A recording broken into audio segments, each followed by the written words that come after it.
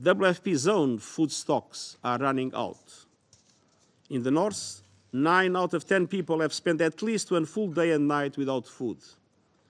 The last functioning flour mill in Gaza was destroyed on 15 November. WFP has provided food and cash assistance to hundreds of thousands of people across Gaza since the crisis began and is ready to scale up its operations. However, that would require effective access to all people in need and at least 40 trucks of food supplies every day, many times the current level. Mr. President, third, Gaza health system is collapsing while needs are escalating. At least 286 health workers have been killed. Hospitals have suffered heavy bombardment. Just 14 out of 36 are still functioning.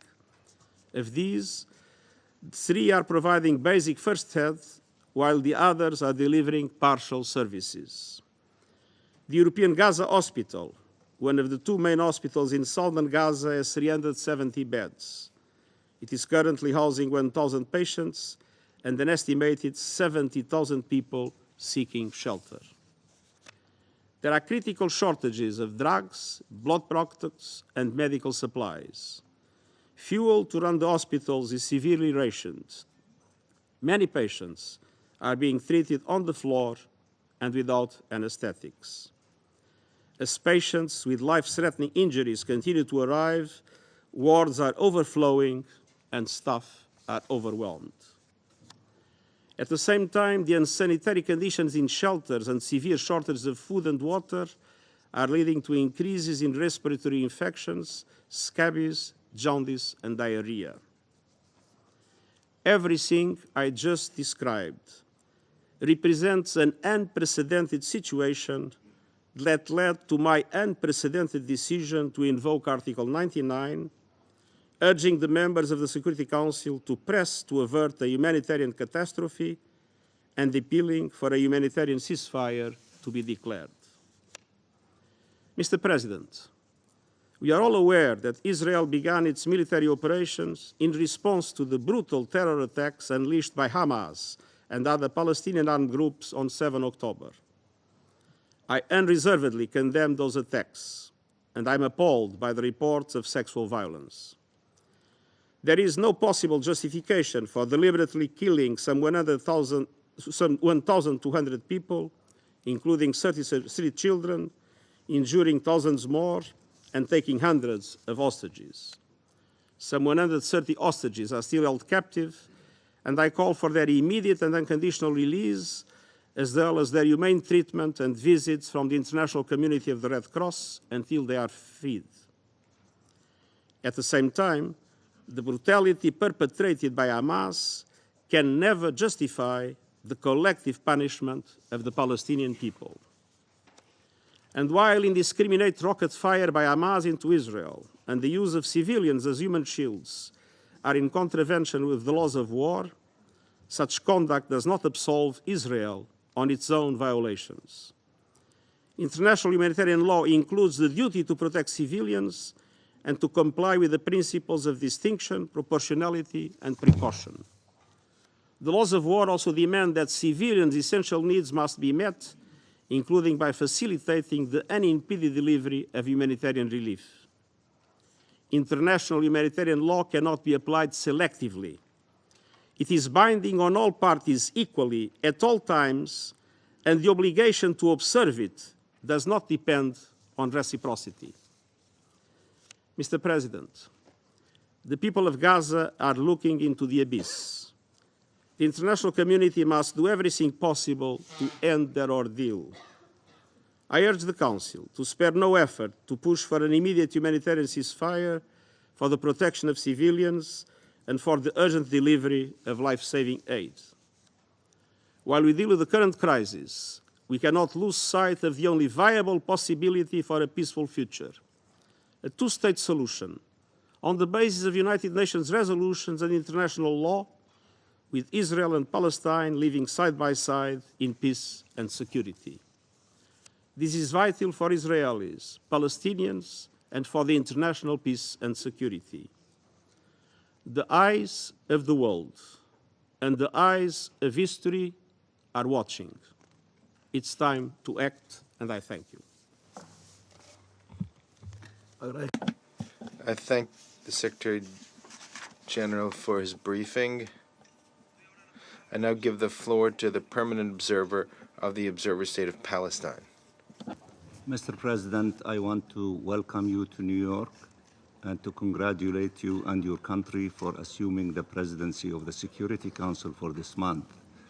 And also I want to express our appreciation for the fact of having the Secretary General with us, for his principled position reflected in that letter that he circulated to you recently, and for his crystal clear and principled statement that he delivered to us.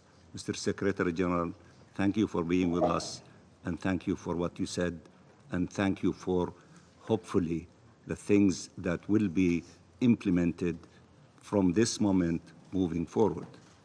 Colleagues, Mr. President, you are the third president of the Security Council to take office since Israel started its carpet bombing of the Gaza Strip. We hope that on this day and under your presidency, the Council will finally be able to call for an immediate ceasefire. Allow me to thank the Secretary General for his relentless efforts, for the clarity of his voice, for having upheld his sacred mission to stand up for the UN Charter and for the protection of civilians by calling early on and ever since for an immediate humanitarian ceasefire. Allow me also to thank through him the United Nations for their humanitarian efforts. The UN has been the subject of despicable attacks for honoring its mandate as formulated by member states. It is the duty of member states to reject and put an end to such attacks, especially at a time where UN personnel on the ground are also victims, many killed, wounded, and displaced.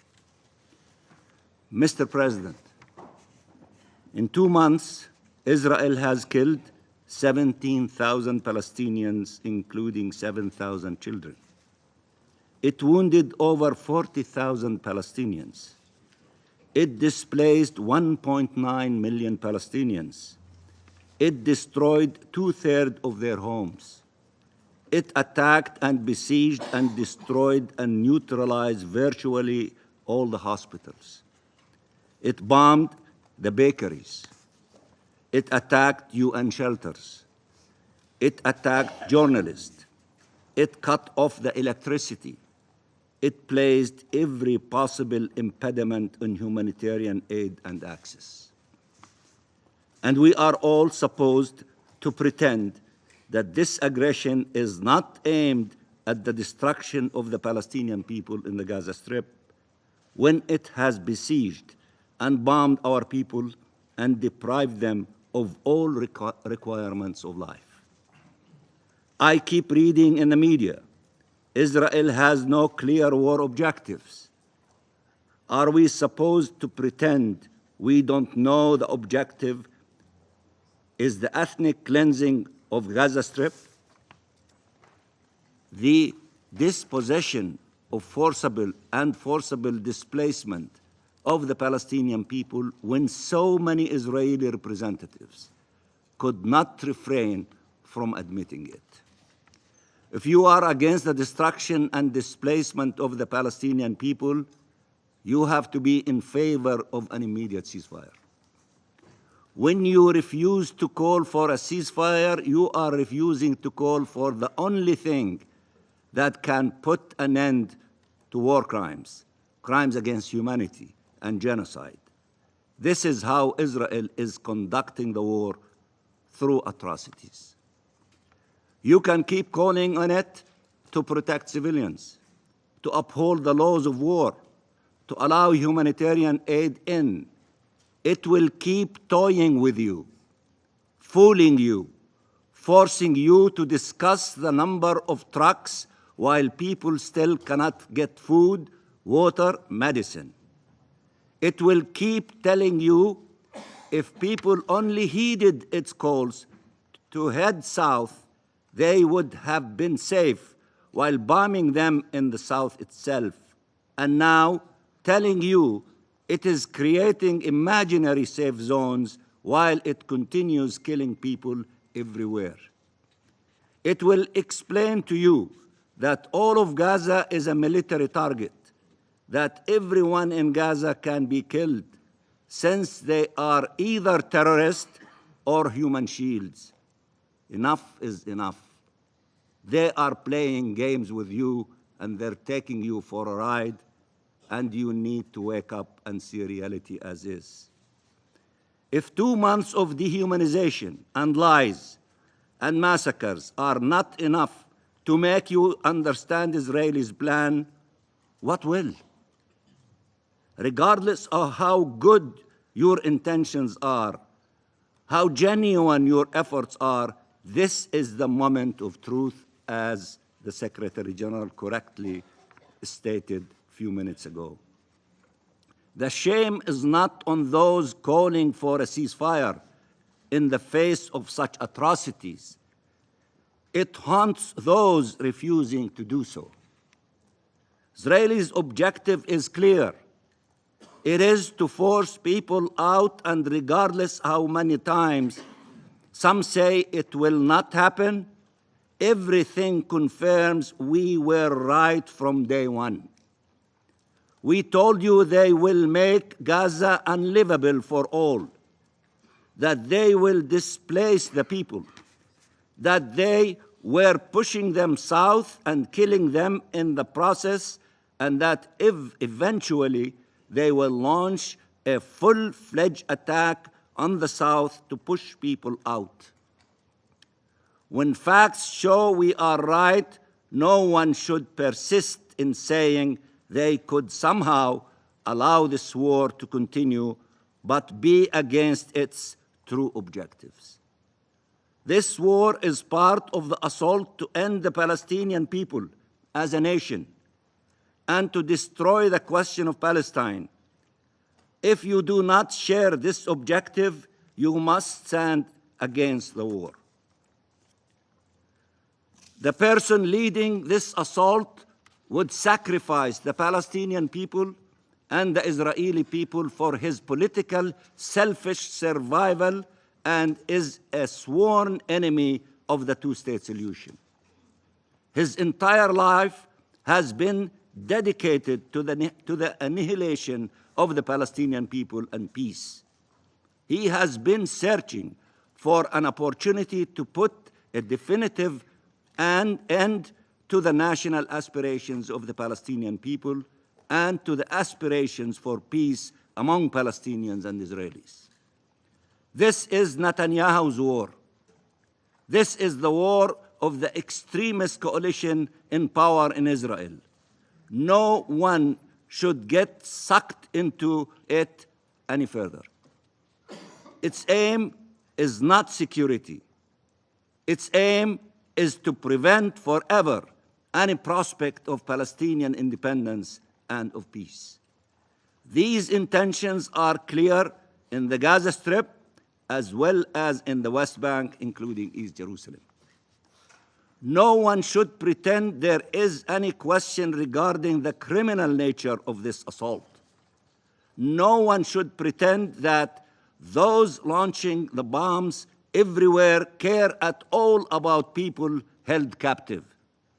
No one should pretend that this war is targeting Hamas when almost all its victims are civilians, when 70% of those killed are women and children.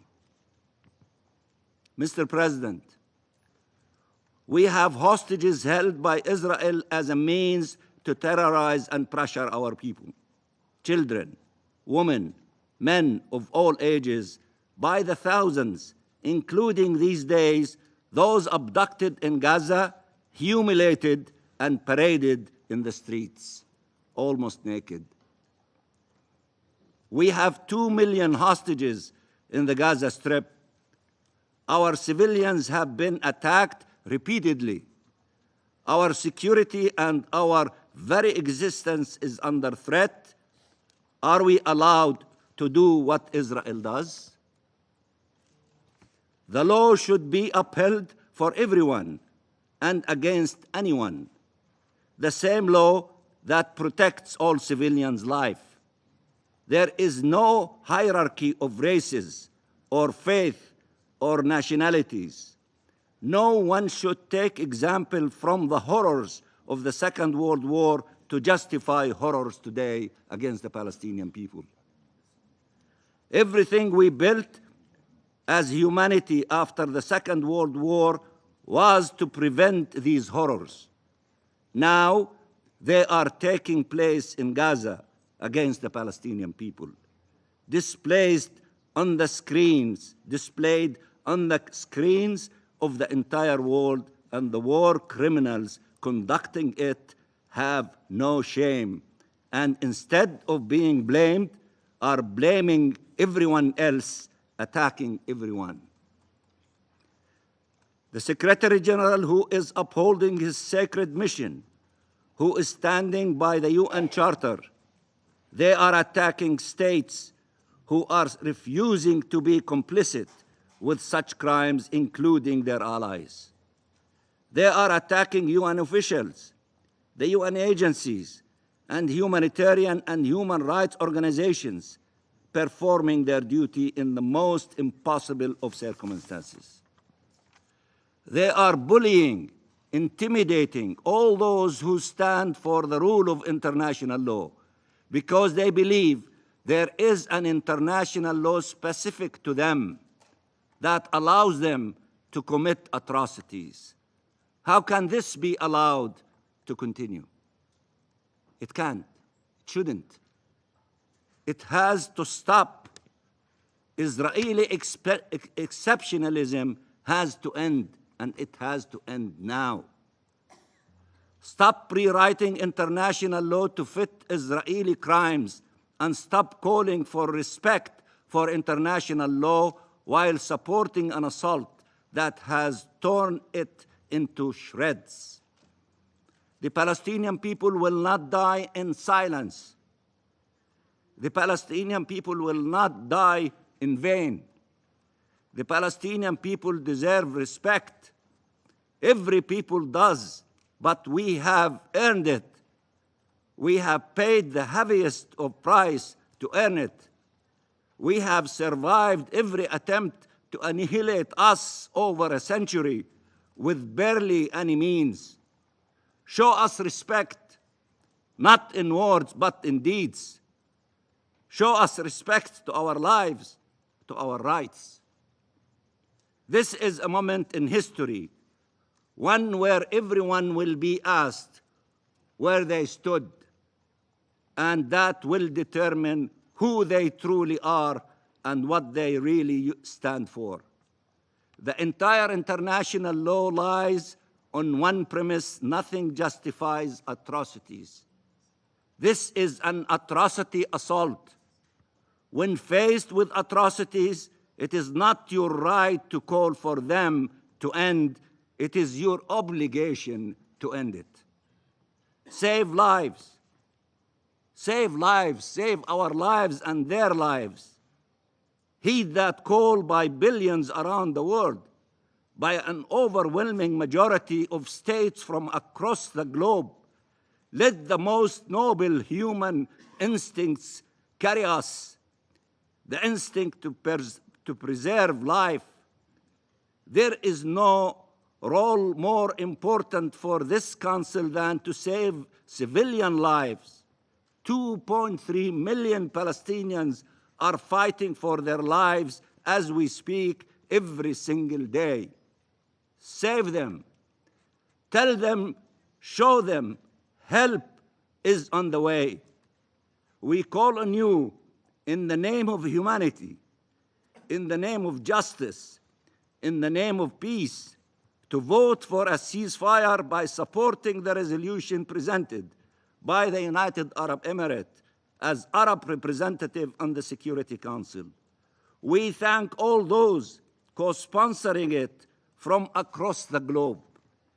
What is happening in Palestine now and what will happen next will determine the future of our region for generations to come, will impact relations and perceptions across the world for generations to come. This is time for courage and decisiveness. This is time for action. Time is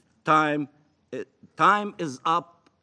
You need to act, and you need to act now. And thank you, Mr. President. I thank the permanent observer of the Observer State of Palestine for his statement. I now give the floor to the representative of Israel. Thank you, Mr. President. Mr. President, recently the world has witnessed brutal wars and bloodshed. Nearly 2 years ago, peace was upended in Europe for the first time since World War II. Russia invaded Ukraine, and the entire globe has felt the impact. Food prices and energy prices surged, affecting countries everywhere. Supply chains suffered a hard hit, and the chance for a global war became a terrifying possible reality. Yet, shockingly, Article 99 was not invoked. The same can be said regarding the thousands killed in Yemen, or how the murderous Assad regime of Syria continued to massacre its own people, including through the use of chemical weapons. In each one of these conflicts, and I have other examples, tens, if not hundreds of thousands were killed and millions were displaced. Yet, not once, not even once, has Article 99 of the UN Charter been invoked. Is the war in Ukraine not a threat to international peace and security?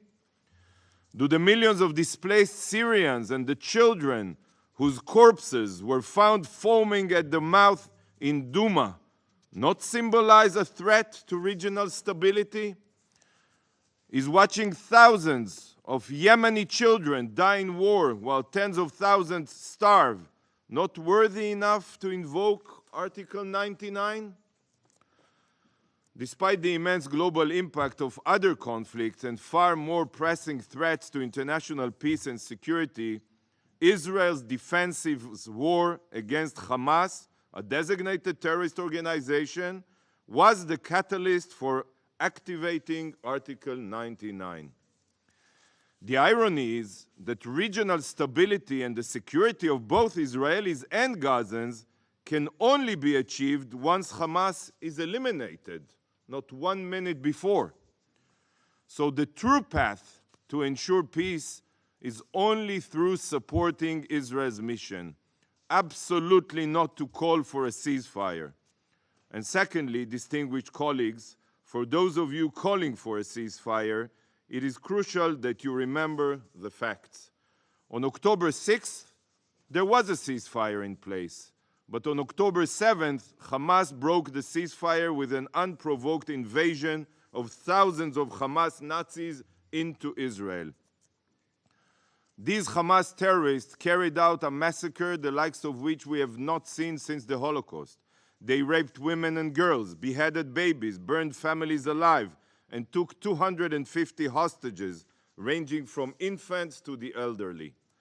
Following the atrocities of October 7th, Israel committed itself to the elimination of Hamas's capabilities for the sole reason of ensuring that such horrors could never be repeated again. And if Hamas is not destroyed, such horrors will be repeated.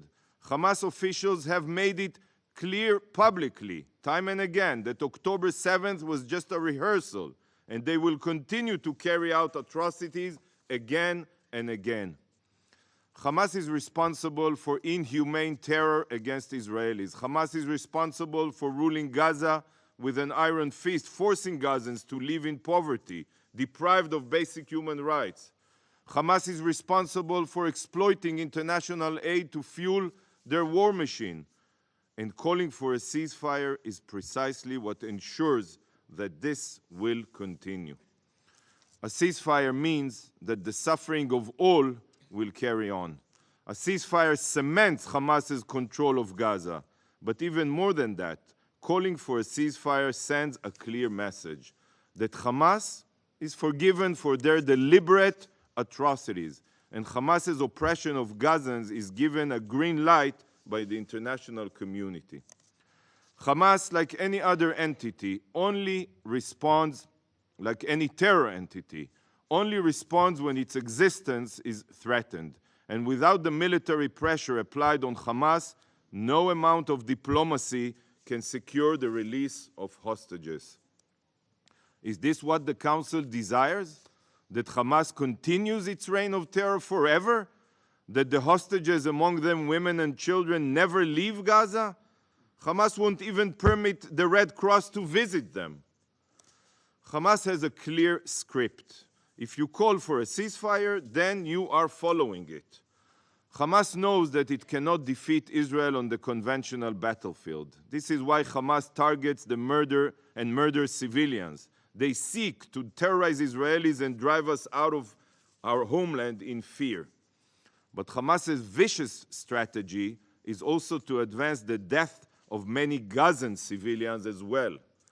This is why Hamas hides behind and under the civilian population. This is why they use hospitals for cover and schools as arms catches, including UNRWA schools. Hamas wants to maximize civilian casualties, to co-opt the UN to pressure Israel to cease its fire and allow Hamas to survive and continue its reign of terror. Hamas knows that the more civilian fatalities there are, the more pressure the international community will put on Israel. This is why Hamas also fabricates death tolls, which are taken at face value here, with no real efforts made by the UN to verify them. According to the Hamas Ministry of Health, almost no terrorists have been killed in this war, only women and children. This is the same body that falsely blamed Israel for 500 casualties at El Ahli hospital, when the truth is that the number of casualties was drastically lower, and Palestinian Islamic Jihad was the one responsible for the fatalities. I will be very clear, dear colleagues. The number you are basing your discussions on are libelous and distorted, drastically. Hamas has built terror bases inside and underneath medical facilities. This has been proven. They store rockets and assault rifles in children's bedrooms. And just yesterday, Hamas launched 12 rockets at Israel from within a designated humanitarian zone in southern Gaza. Rockets were fired mere meters from the tents of evacuated Gazans. Hamas exploits Gazans as human shields in hopes that civilian casualties will rise and the UN will call for a ceasefire.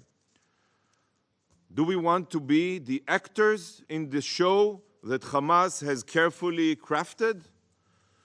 It is always easier to pressure the law-abiding democracy as opposed to the terrorists who don't even recognize the existence of international law. But is this the right and just way to ensure security? Of course not. This is Hamas's script of death. Don't agree to be part of it. Please. Hamas is the root cause of the situation in Gaza.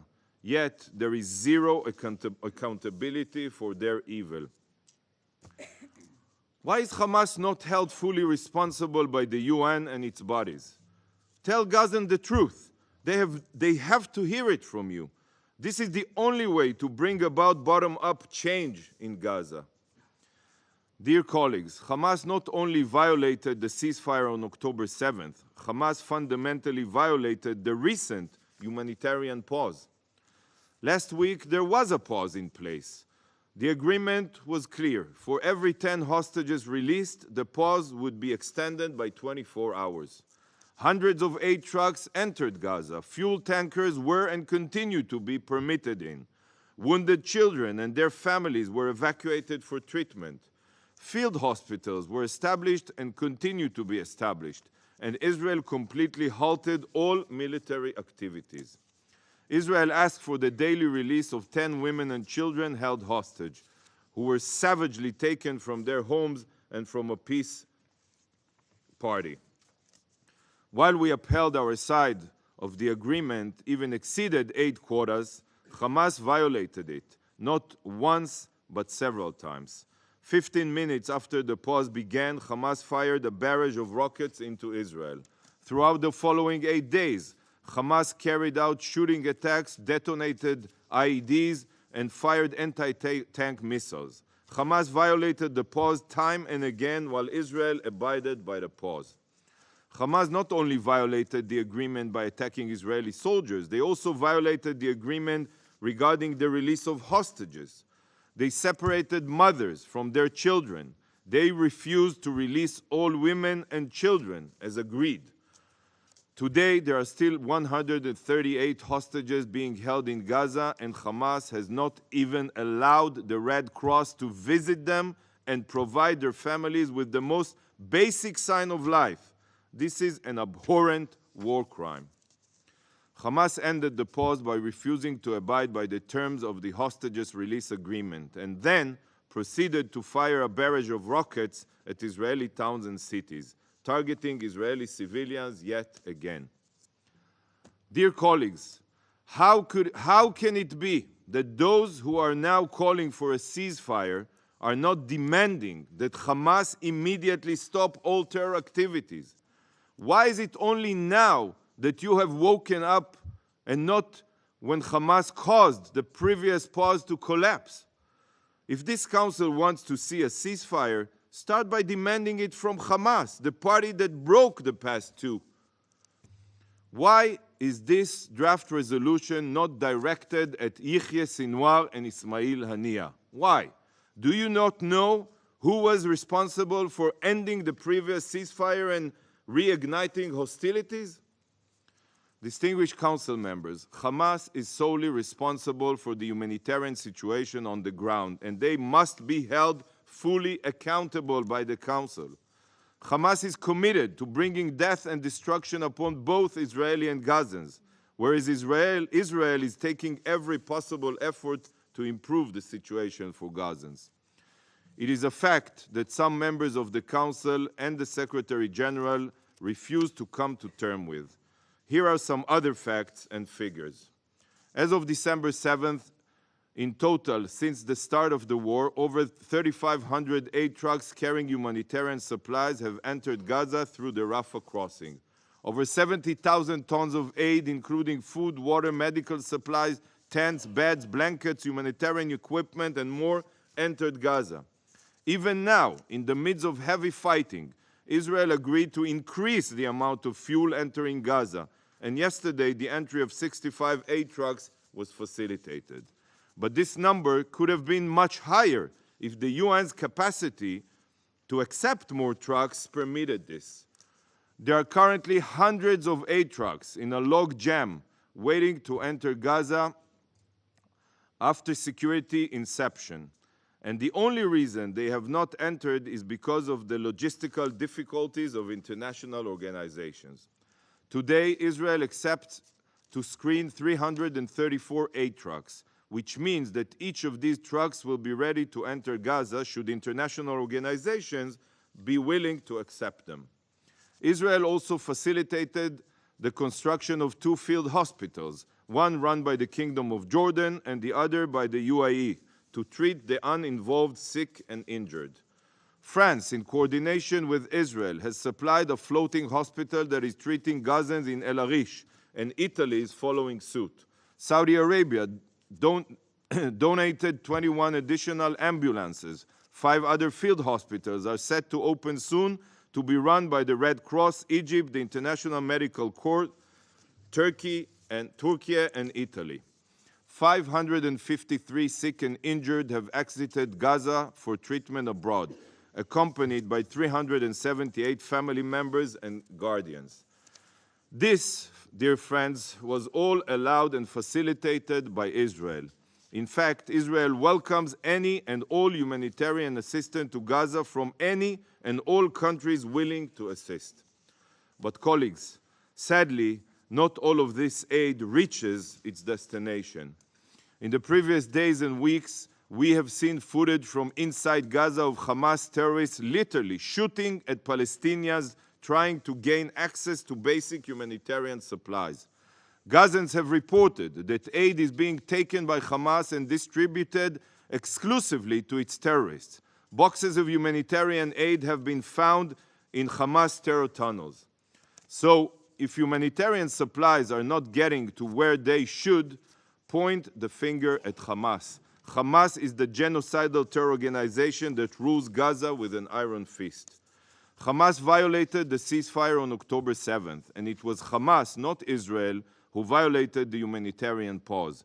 To Hamas, international humanitarian law holds no importance. When sitting in these meetings, it feels as if Hamas doesn't exist at all. It is always only about Israel. This is a distortion of reality, and it is unacceptable. Hamas must be held accountable.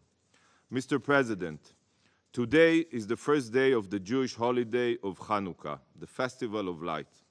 It is one of the Jewish holidays that celebrates the Jewish people overcoming attempts in each generation to destroy us. How world powers tried to deny our presence in our ancestral homeland, in Jerusalem, in the 2nd century BCE, before Jesus, before Muhammad. It is a holiday that celebrates how light prevailed over darkness. Today, sadly, we find ourselves again surrounded by darkness, with forces that seek to destroy us and also to demonize and delegitimize us. Jewish tradition teaches that even a little bit of light can dispel much darkness. Every one of you can use light to dispel the darkness and expose the truth. I pray that we see another Hanukkah miracle here in the UN, and that the Almighty will allow the truth and light to prevail here in this council. That we will see Hamas defeated soon, so that both Israelis and Gazans can live freely, free of violence and free of fear. Israel, Mr. President, will continue with her mission, the elimination of Hamas's terror capabilities and the return of all of the hostages. And we will complete our mission while supporting every humanitarian initiative to improve the situation for Gazans. Whoever truly seeks peace and security in the region must understand that the only way to achieve this is by destroying Hamas, not by calling for ceasefire, which will only extend the war and suffering of all. There is no other option. Thank you, Mr. President. Agradezco al representante de Israel. I thank the representative of Israel for the statement. I now give the floor to those council members who wish to make statements. La palabra. I give the floor to the representative of the United Arab Emirates. Thank you, Mr. President. Mr. Secretary General Antonio Guterres, thank you for your briefing. We are profoundly grateful for your steadfast moral leadership. By taking the rare step of invoking Article 99 of the UN Charter, you are compelling us to confront the enormity of the catastrophe unfolding in Gaza. It is our fervent hope that your demand is met. Mr. President, for 2 harrowing months, we have borne witness to the onslaught in Gaza. Israel's military operations has killed more than 16,000 Palestinians, 7,000 of them children. It has displaced 80% of the population and damaged or destroyed 60% of housing units. For context, this is a scale of destruction surpassing even the bombing of Dresden in 1945. For the many Gazans who have never left that narrow, besieged strip of land, their entire world is being systematically demolished before their eyes. The invocation of Article 99 must be a tipping point, a solemn reflection of the desperate plight in Gaza and the imperative need for the Council to act. The Council must act when too little aid is getting in and humanitarian workers are unable to deliver it for fear of being killed. The Council must act when the siege on Gaza is becoming a major source of death. The Council must act when unrelenting bombardment kills more than 130 UN staff members.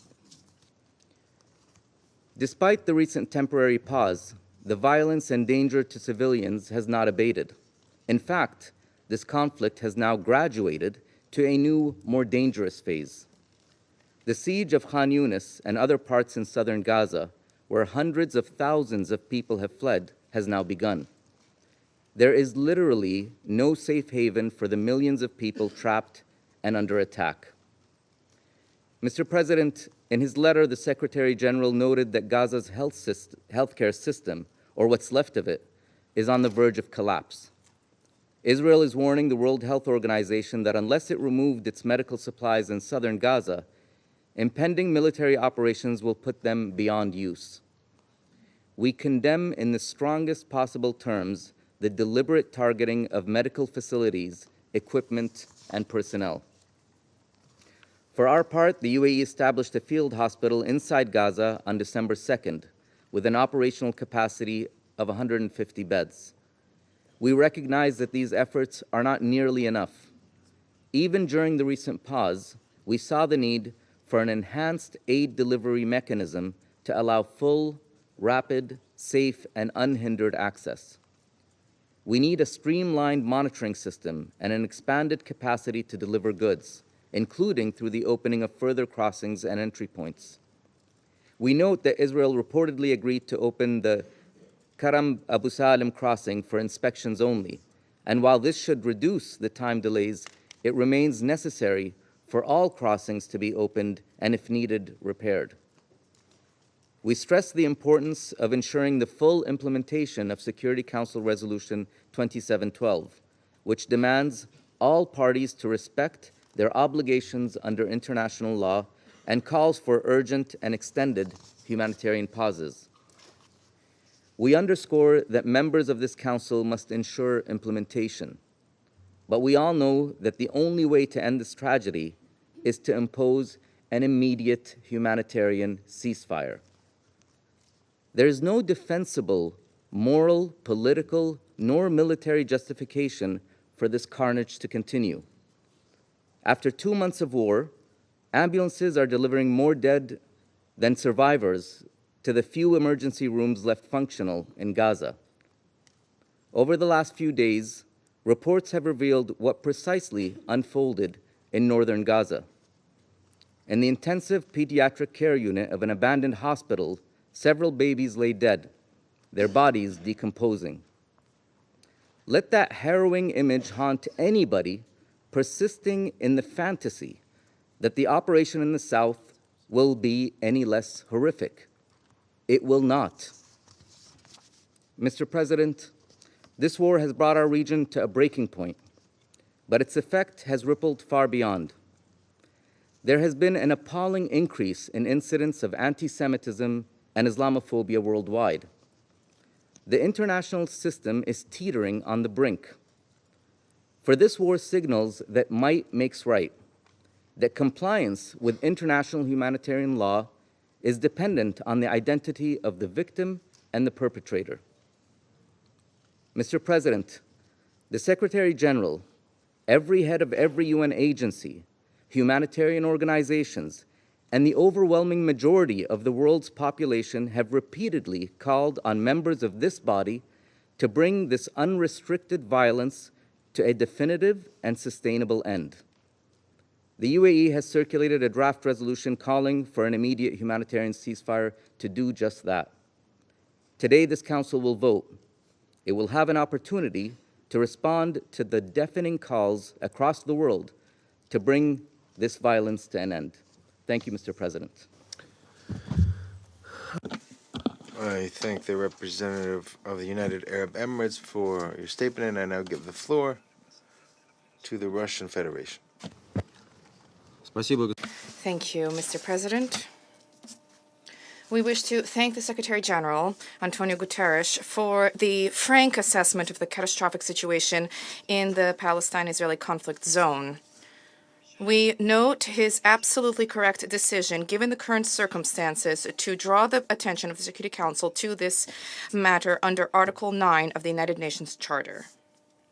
We together with colleagues from the People's Republic of China and the United Arab Emirates, guided by the same considerations as the Secretary General, requested the Ecuadorian presidency to convene an Emergency Security Council meeting in connection with the resumption of military operations both in the Gaza Strip and other occupied Palestinian territories, and in regions bordering with Lebanon and Syria. We believe it is exceedingly important to note that both the Secretariat of the United Nations, led by the UN Secretary General, and the overwhelming majority of UN member states are united in a desire to adopt decisive measures in order to end the deaths and suffering of civilians in the Palestine-Israel conflict zone. Distinguished colleagues, it will be no exaggeration to state that presently we are at a moment of truth. For nearly 2 months, we were told that what is most important, what is most pressing, what is most urgent that the Council needs to do is to call for humanitarian pauses. We were told that this, unlike a ceasefire, is allegedly an achievable and a realistic goal. As for the questions that were posed regarding how this call will be implemented, the response we received was that humanitarian agencies on the ground will deal with it themselves. Well, it is time to take stock. Humanitarian pause did indeed take place. However, this humanitarian pause had nothing to do with Security Council Resolution 2712. This pause and the release of several dozen hostages and Palestinian prisoners were the result of an agreement between regional mediators and Hamas and Israel, compliance with which naturally was not overseen by anybody. Nor did this humanitarian pause have any political significance. The parties indeed gained a respite. They achieved their tactical objectives, and subsequently Israel, with the proactive support of the United States, transitioned to a new, even more violent phase of its ground operation in Gaza. I wish to quote some passages from yesterday's letter from the Secretary General. Civilians throughout Gaza face grave danger. The healthcare system in Gaza is collapsing. Hospitals have turned into battlegrounds. There is no effective protection for civilians. Nowhere is safe in Gaza. Amid constant bombardment by the IDF, I expect public order to completely break down soon, rendering even limited humanitarian assistance impossible. End of quote. Colleagues, these are the real fruits of Resolution 2712, all of the protracted discussions at the Security Council, which unfortunately are increasingly reminiscent of empty words merely. Today, Antonio Guterres has once again set out the situation. UN humanitarian organizations under these circumstances simply cannot help the residents of Gaza. We deeply regret the fact that the Security Council, which has a uniquely potent instrument under Article 7 of the UN Charter, in all of this time failed to take any clear, binding resolution with demands, not calls for the parties to end violence. Under pressure from the United States, which has threatened to block any other product, an absolute imperative for a ceasefire was replaced with a call addressed to no one in particular, which is for pauses which cannot be enforced, which essentially dovetailed with the Israeli approach of continuing military operations in the enclave. This became a major step backwards as compared to the General Assembly resolution overwhelmed by the majority of states on 27 October. Today, the Council has a good opportunity to end this abnormal situation, to do what the international community expects of it. To that end, there's a need to adopt the draft resolution drawn up by the UAE. I trust that all of our colleagues will summon the strength and courage to do this.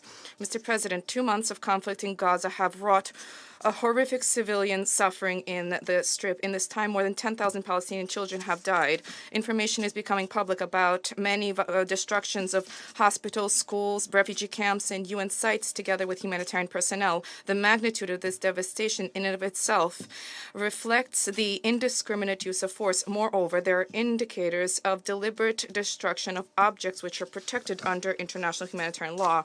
War crimes are mounting. In recent days, there has been shocking information disseminated about Israeli plans to flood underground facilities in the Gaza Strip with seawater. According to publicly accessible information, Sahel has already established a system of pipes and pumps designed for pumping seawater and presently is discussing with the United States the practical way to carry out this flooding, whether there is sufficient water, whether the topography of the tunnels will allow for this to be done, and so on. Such a step, if taken, will constitute a blatant war crime. Here we are not just talking about the fact that this flooding could be akin to an order for no mercy for anybody, and not even about the fact that there may be civilians present in these tunnels. The likelihood of this is very high. Where else can they flee from the indiscriminate bombardment as a whole, as well as the deliberate strikes targeting hospitals, schools, refugee camps, and UN sites? As you heard from the Secretary General today, safe spots in the small but densely populated strip simply don't exist. Its southern part, which had previously been enduring regular strikes, has now completely transformed into a zone of active military hostilities. The biased Western media outlets extol the genial tactical decisions of the Israeli army. They are not even trying to pose the question of what the consequences may be of pumping thousands of cubic meters of seawater, that is salt water, into the soil. And we see a clear plan to demolish the already tenuous agricultural capabilities of the Strip insofar as seawater will inevitably pollute Gaza's groundwater. Here I wish to recall that from the very beginning of escalation, Israel has been obstructing the normal deliveries of drinking water to Gaza. The main part of the water supply has been disconnected. Deliveries are only being provided for the certain parts of the south of the Strip. The humanitarian agencies unanimously say that this is not enough to provide for the basic needs of thousands of civilians besieged in Gaza. If on top of the artificially established problems with drinking water from the tap, if the groundwater is then also polluted, the situation will become catastrophic. Let us recall that pursuant to the norms of IHL, Article 23 and 59 of the Fourth Geneva Convention dating 1949, the occupying power bears a specific responsibility to ensure that the civilian population has access to basic necessities. I wish to emphasize in particular that the consequences of the pollution of groundwater, the sole source of fresh water for the Gaza population, will persist not for years, but for a century.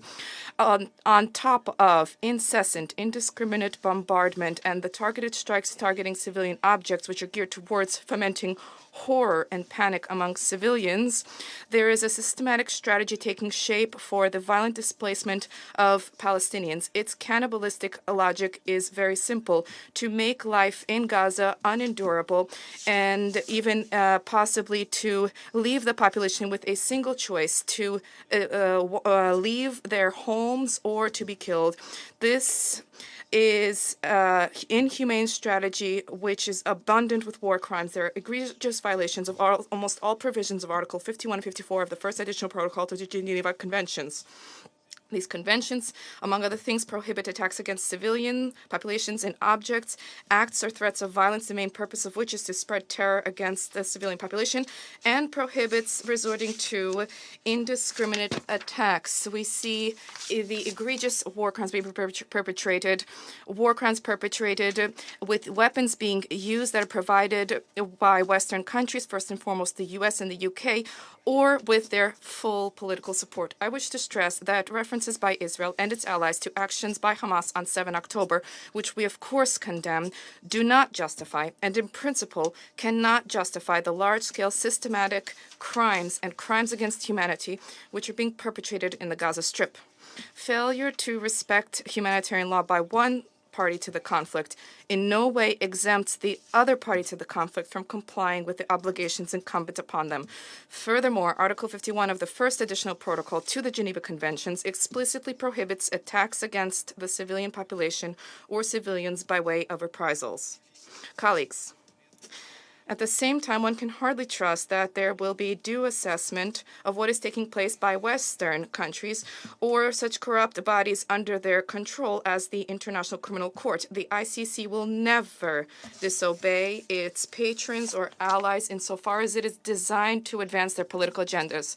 For neither the US nor the United Kingdom nor other Western countries bore any responsibility whatsoever for their war crimes in Afghanistan, Iraq, and Libya. We all remember how the British prosecutor of the ICC, Karim Khan, disgracefully deprioritized, essentially simply stopped the investigation into the crimes of Western military personnel in these countries. We have no doubt that vis-a-vis Israel and its sponsors, it will do the same. Mr. President, of course we share the view that we all need to not lose sight of the prospects for Palestine-Israeli settlement on the basis of the two-state formula, which we believe has no alternative. We stand ready to work to that end. However, today the main priority is to end armed hostilities and to save Palestinians from extermination. To conclude, I wish to turn to our Arabic brethren and sisters in their native language. أصدقاؤنا العرب الأعزاء. My dear Arab friends, Russia calls to an end to the cycle of violence that began since the escalation between Israel and the Palestinians that we have been witnessing since the 7th of October. We add our voice to the calls to end for a ceasefire, a permanent ceasefire, and return to addressing the root causes of this conflict and averting a humanitarian catastrophe from the Gaza Strip. We denounce categorically any act that may lead to civilian deaths, including women and children. We also do not accept any plot to forcibly displace the Gaza population to the south, which is a new Nakba for the Palestinian people. My country supports all constructive initiatives of the Security Council that aim to normalize the situation and open the space for a serious settlement process between the Palestinians and the Israelis against the background of the attempts by one of the council members to slow or sabotage these collective efforts. In the face of these suspected plans, Russia continues to stand in solidarity with the legitimate aspirations of the Palestinian people to establish their independent state on the borders of 1967 with East Jerusalem as its capital and which coexists in peace and security with its neighbor Israel. Russia is preparing to multiply its efforts in order to achieve this desired objective based on the known agreed terms of reference, including the relevant Security Council resolutions and the Arab Peace Initiative of 2003. And we are doing so in coordination with our partners. In this context, Russia supports the draft resolution tabled by the United Arab Emirates, and we call on all our colleagues in the Council to vote in favor of the resolution today. Thank you, Mr. President. I thank the representative of the Russian Federation for his statement, and I now give the floor to the representative of China. Thank you, Mr. President.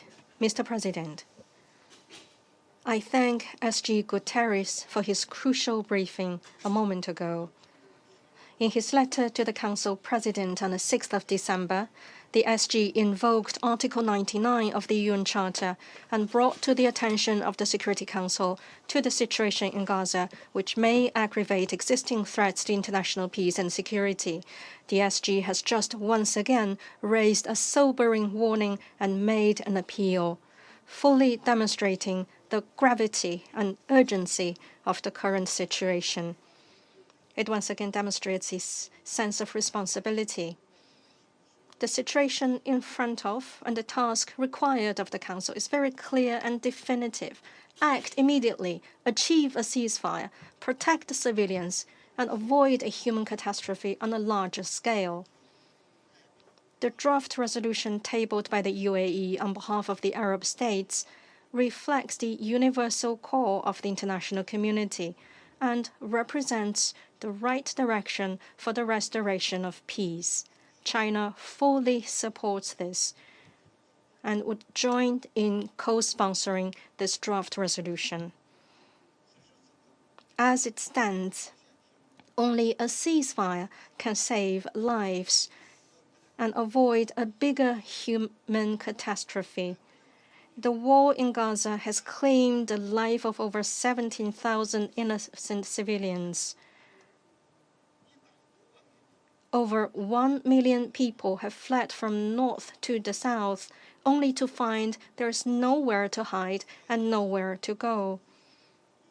This human catastrophe is too great for words to describe that any waiting or delay means more death.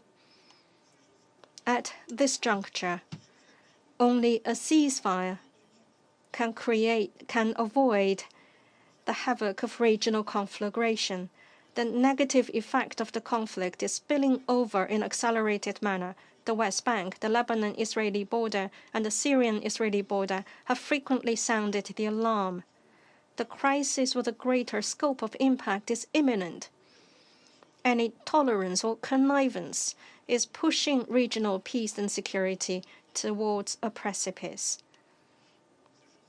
At this juncture, only a ceasefire can create the necessary conditions for reviving the political prospects for the two-state solution. The two-state solution is the fundamental way toward the peaceful coexistence of two states, Palestine and Israel, and the lasting peace in the Middle East. Any action that allows the current conflict to drag on will only sow the seeds of hatred between the two sides and make the situation further deteriorate and do more damage to the political prospects of the two-state solution. At this moment, only a ceasefire is befitting the appropriate role of the Council. The international community eagerly look to the Council to assume its primary function in the maintenance of international peace and security. The Council has no other option but to act urgently, without any procrastination, to bring about a ceasefire and protect civilians. Any hesitation or excuse would be irresponsible. China strongly calls upon all members to adopt a responsible approach, support this Council to make the right decision in front of war and peace, life and death. Act for peace and act to save lives. I thank you, Mr. President. I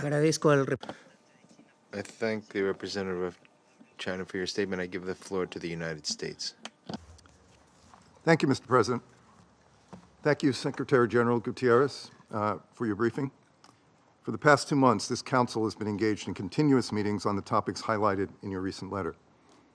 In parallel, and even as we have supported the right of another member state to defend its people against heinous atrocities and acts of terrorism, the United States, at the highest levels, has undertaken intensive diplomacy to save lives and lay a foundation for a durable peace.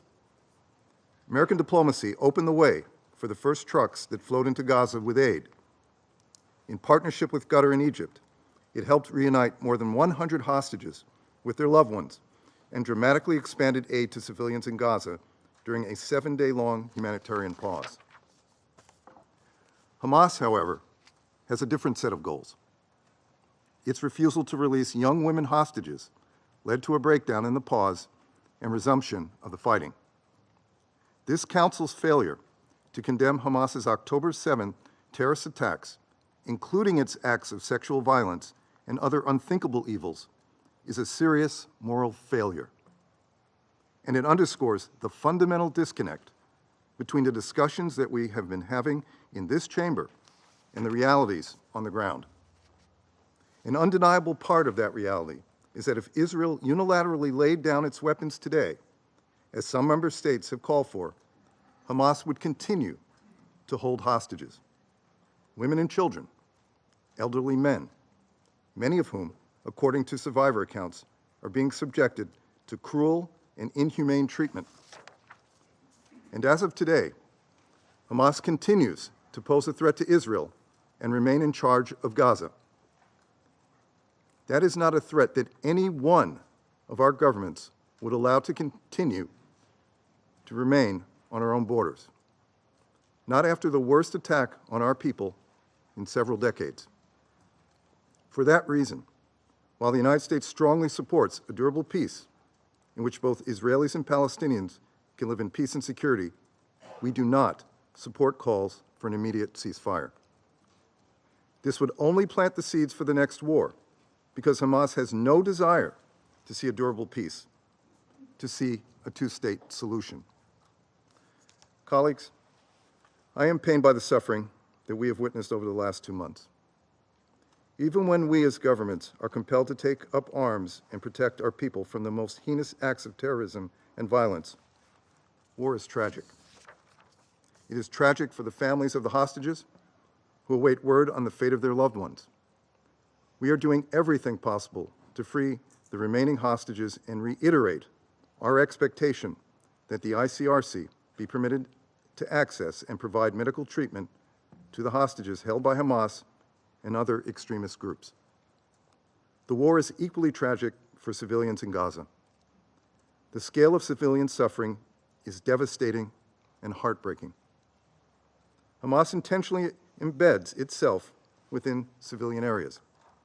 But that does not in any way change the fact that how Israel defends itself matters. We have been unequivocal. Israel must respect international humanitarian law and conduct its operations in a way that minimizes civilian harm. To back up these words and help protect civilians, we have supported establishing a more effective humanitarian deconfliction mechanism with the UN, and we are monitoring its implementation. This is a moral imperative and strategic imperative. You can only win in urban warfare by protecting civilians. In every conversation, we also have underscored that Israel must avoid further mass displacement of civilians in the south of Gaza, many of whom previously fled violence. Civilians must be provided adequate time and opportunity to move, including through corridors that allow people to move safely from defined areas of hostilities. Israel must further ensure sufficient humanitarian support exists for displaced individuals. Finally, civilians displaced in Gaza must have an opportunity to return home as soon as conditions permit. There must be no enduring internal displacement or reduction in Gaza's territory. Under no circumstances would the United States support the forced relocation of Palestinians from Gaza or the West Bank. Although the extended humanitarian pause has ended, again, by Hamas's choice, we have been clear that humanitarian aid must not only continue, it must be expanded. We welcome the Israeli government's decision to open Kerem Shalom for inspections and screening of humanitarian goods. We will continue to be in touch with Israel to ensure this happens, and on the timeline committed. We also welcome the Israeli government's decision to ensure the provision of fuel that meets requisite needs to sustain the humanitarian assistance operation, including vital civilian infrastructure. Both of these outcomes are a result of intensive U.S. engagement with all parties and are consistent with Resolution 2712. They lay the foundation to expand sustained, desperately needed humanitarian aid. Of course, humanitarian aid cannot be delivered if humanitarian workers are not protected, and all parties have an obligation to protect UN and humanitarian personnel. We offer our deepest condolences to all the families, friends, and colleagues of UNRWA staff who lost their lives since October 7. Attacks against UN shelters and facilities are unacceptable. We have also continued to press that work journalists do in conflict settings is vital, and they too must be protected. Israel must avoid damage to civilian infrastructure like hospitals, power stations, water facilities, and telecommunications infrastructure. Regarding the regional dimensions of this conflict, we are concerned by the renewed violence along the Blue Line. Restoring calm there is of utmost importance, as is fully implementing Security Council Resolution 1701. Moreover, we condemn the recent attacks by Houthis against 3 separate commercial vessels operating in international waters on the southern Red Sea. Consistent with Iran's long-term support and encouragement of the Houthis' destabilizing actions in the region, we know that Iran was engaged in planning Houthi operations. Iran has the choice to provide or withhold this support, without which the Houthis would struggle to effectively track and strike commercial vessels navigating shipping lanes through the Red Sea and Gulf of Aden. We welcome the Council's press statement condemning these attacks and underlining the importance of navigational rights and freedoms of all vessels in the Red Sea. We are engaged in intensive consultations with partners and allies to determine the appropriate next steps. The United States has also been clear about the dangers from the rise in extremist violence committed by Israeli settlers against Palestinians in the West Bank. Violent extremist settlers must be held accountable for violent acts. And so, the United States is implementing a new visa restriction policy targeting individuals believed to have been involved in or meaningfully contributed to undermining peace, security, or stability in the West Bank. President Biden has been clear. The Palestinian people deserve a state of their own and a future free from Hamas. And a two-state solution is the only way to guarantee the long-term security of both the Israeli and the Palestinian people.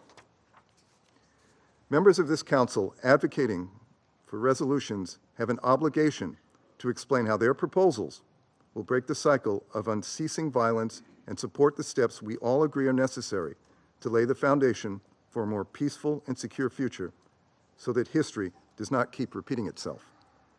Our goal should not simply be to stop the war for today. It should be to end the war forever, break the cycle of unceasing violence, and build something stronger in Gaza and across the Middle East so that history does not keep repeating itself.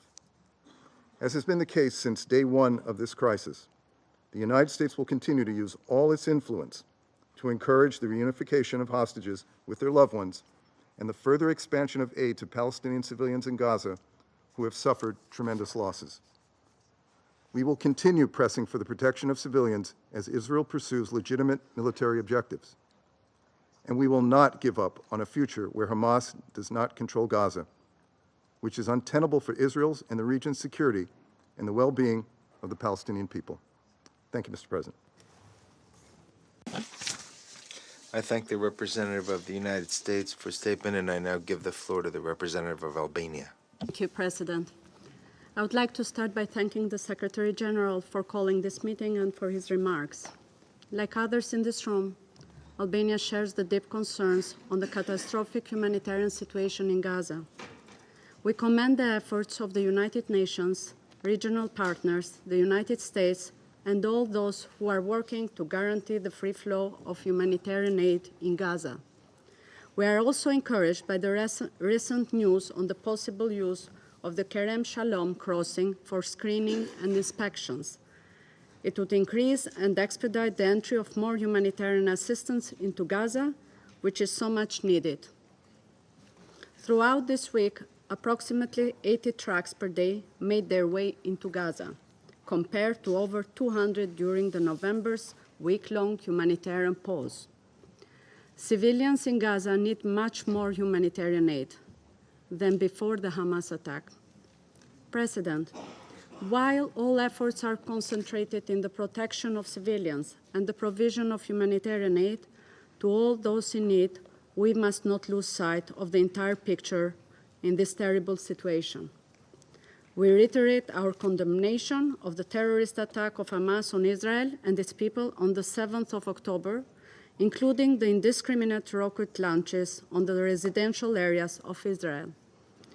The horrible events of 7th of October, the abduction of innocent civilians, and the consecutive violence, including sexual violence and psychological pressure exercised on them, are unacceptable. Nothing justifies the abduction of civilians, and nothing can excuse their use for political goals. We call for the immediate and unconditional release of the hostages in compliance with the international humanitarian law, and also condemn the use of Palestinian civilians as human shields by Hamas. The Security Council must stand up for such injustice towards the Palestinians, Israelis, and civilians of other nationalities, and hold Hamas accountable. We regret that the Security Council has not been able to condemn Hamas terror. By not condemning Hamas, the Security Council risks empowering them. This lack of condemnation does not contribute in in empowering the Palestinian Authority, doesn't help the Palestinian people, and does not contribute to the security of the entire region. Colleagues, the huge impact of the conflict between Israel and Hamas on the Palestinian civilians cannot be ignored. We call on Israel to fully comply with international humanitarian law and to exercise the principle of proportionality and distinction in its military operations. Protection of civilians at war is a must, and lives matter the same, Israelis and Palestinians alike. More should be done in protecting them and the civilian infrastructure. Furthermore, we call on Israel to address the issue of the increased settlers' violence on Palestinian civilians in the West Bank. We deplore the extremist violence and call for those responsible to be held accountable. In conclusion, President, while all efforts are invested towards restoring the calm on the ground, the international community must also seek to restore the perspective of a political horizon based on securing Israel's right to exist and its security on one hand, and a viable pathway for Palestinians to have their own state and freedom on the other hand. It's time to think seriously and start setting the foundation of a future in security, dignity, and prosperity for all. Thank you, President. Agradezco la representante de... I thank the representative of Albania for her statement, and I give the floor to the representative of Malta. I also thank the Secretary General for his sobering briefing and emphasize Malta's full support for his decision to invoke Article 99 of the Charter. The catastrophic situation and hostilities in Gaza are fueling unprecedented levels of human suffering and threaten regional peace with serious international repercussions. Over 15,000 people have been killed so far, 67% of whom are women and children. Apart from the implementation of all provisions of Resolution 2712, which includes the unconditional release of all remaining hostages, an immediate humanitarian ceasefire is now critical. We are disappointed that the temporary truce that was achieved a few weeks ago, allowing for the release of hostages and much-needed aid into Gaza, has broken down. The resumption of hostilities in the Gaza Strip is disconcerting. This renewed fighting has brought with it more deaths and devastation, and added to the extreme hardships of a population under siege. President, in the past weeks, several UN agencies and humanitarian partners have outlined the unfolding catastrophe. This Council must heed their warnings. Inaction is not an option. Civilians in Gaza are lacking the basic means for survival. These include food, water, and medicine. The healthcare system is on its knees. Collapsing hospitals and a handful of UNRWA facilities are sheltering over 1 million people. 133 UNRWA workers have been killed. The agency's ability to work is at stake. These conditions are compounding serious risks of widespread disease. Children are yet again bearing the brunt of the hostilities. They continue to be killed, maimed, and denied access to healthcare and education. Thousands have been orphaned. This must stop. The future of an entire generation is being jeopardized. There is no scenario which justifies the denial of aid for 2.2 million people, 80% of whom have been displaced. In conformity with international law, all parties are obliged to ensure that civilians and civil infrastructure are protected. The scaling up and distribution of humanitarian aid, together with the safety of UN and humanitarian workers, must be guaranteed. The only way to achieve these imperatives is through a humanitarian ceasefire. On several occasions, Malta has unreservedly condemned Hamas's acts of terror, including the heinous attacks of 7th October, the attack in Jerusalem on 30th November, and the indiscriminate rocket fire. Hamas's strategy of embedding itself among civilian infrastructure in Gaza and reports of sexual violence committed are reprehensible. Terror has no justification, and this Council must also be clear in rejecting it. Malta recognizes Israel's right to protect her people, but all actions must be in line with international humanitarian law, including the principles of distinction, proportionality, and necessity. President, the situation in the West Bank has seen unprecedented escalations in the past 8 weeks. We are deeply worried at reports of increasingly heavy incursions, restrictions, and mass detainment occurring throughout the West Bank, including in refugee camps. A resurgence of illegal settler encroachment and violence is also gravely concerning. Settlements are illegal under international law and constitute an obstacle to peace. We condemn the forcible transfer of the Palestinian community in Zanuta and the recent destruction of its EU-funded school by Israeli settlers. Furthermore, we are alarmed at the precarious skirmishes on the Israeli-Lebanese border. Malta condemns all violations on the Blue Line, including attacks against UNIFIL. We strongly call for all parties, including non-state actors in the region, to exercise restraint, de-escalate, and respect the norms of international law. Further conflict fronts must be avoided at all costs. Vitally, a comprehensive resolution of the spiraling crisis must include a serious recommitment towards peace.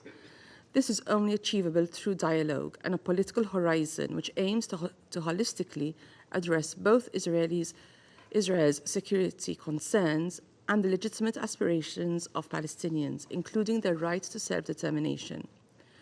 Malta reaffirms its unwavering commitment to a two-state solution along the pre-1967 borders, addressing the legitimate aspirations of both sides, with Jerusalem as the future capital of two states, living side by side in peace and security, in line with relevant Security Council resolutions and internationally agreed parameters. We remain convinced that this is the only path to a lasting and sustainable peace in the Middle East. I thank you. I thank the representative of Malta for your statement. I now give the floor to the representative of France. Mr. President, I welcome the Secretary General to the Council this morning, and I would reiterate to him the full support of France for his efforts. It is up to us to collectively uphold international peace and security. The Secretary General has clearly stated it. The humanitarian situation on the Gaza Strip is disastrous. A week after the expiration of the truce, Gaza has been targeted with bombardment, with growing risks of epidemic, famine, lack of access to medical care, and the consequence of displacement on an increasingly narrower piece of land. In the face of this severe crisis, Council must act. France reiterates its appeal for a new, immediate, and lasting humanitarian truce that should lead to a permanent ceasefire. This requires the delivery of more humanitarian aid. Humanitarian actors are no longer capable of carrying out their operations. A protection of civilians and civilian infrastructure and healthcare infrastructure and humanitarian personnel must be guaranteed. Access to water, to fuel, to medication, food, and basic necessities must be ensured. The opening of new crossing points is necessary, including the Kerem Shalom passing point, as well as an increase in the volume passing through Rafah, and procedures for inspecting aid should not delay the delivery of aid.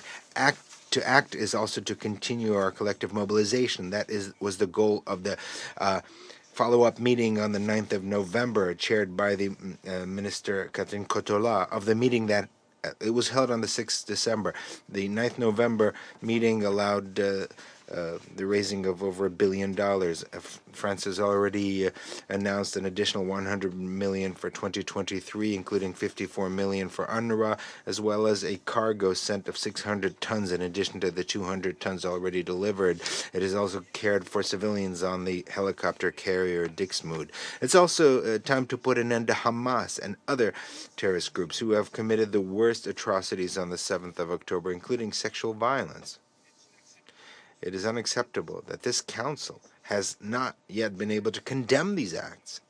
Israel can count on the support of France to fight against Hamas. We have adopted measures against the commanders of Hamas with a view to extending them to the European level. Hamas must release all hostages immediately and unconditionally. Mr. President, the situation in the West Bank is also very concerning. France condemns the recent decisions on settlement expansion and the violence carried out by groups of settlers. Israeli authorities must put an end to this and persecute their perpetrators.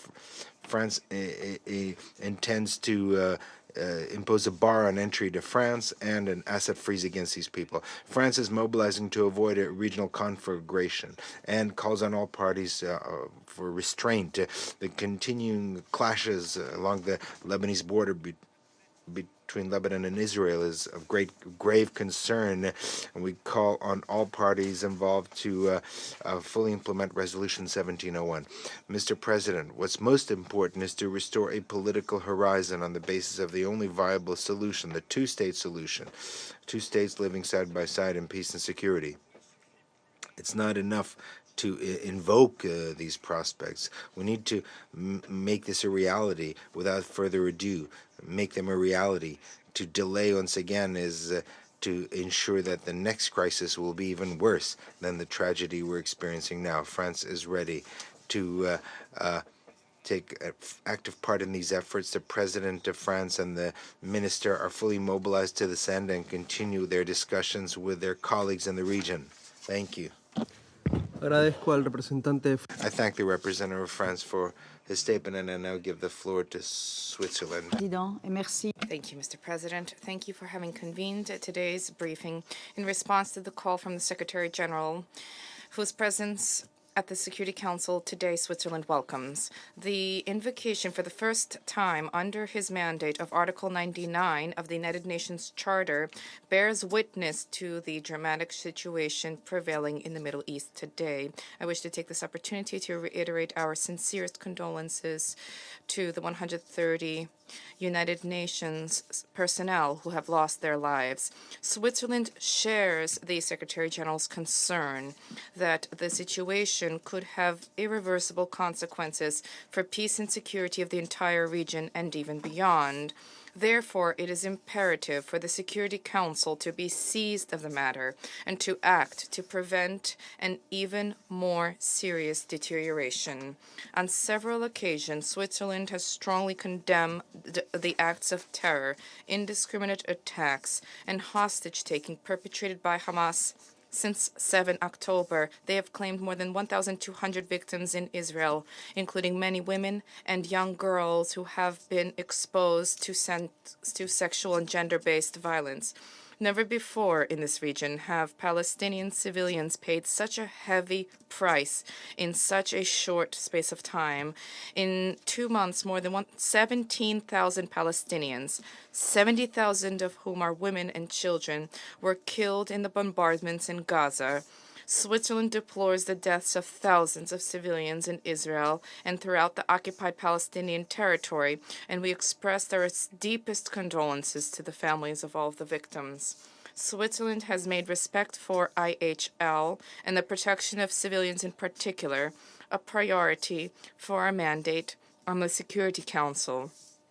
Along with the Secretary General, we have arrived at the bitter conclusion that there is, and I quote, no effective protection for civilians, and that, I quote, no one is safe, unquote, in Gaza today, not even humanitarian workers, the medical staff, and the wounded. Not even journalists are safe.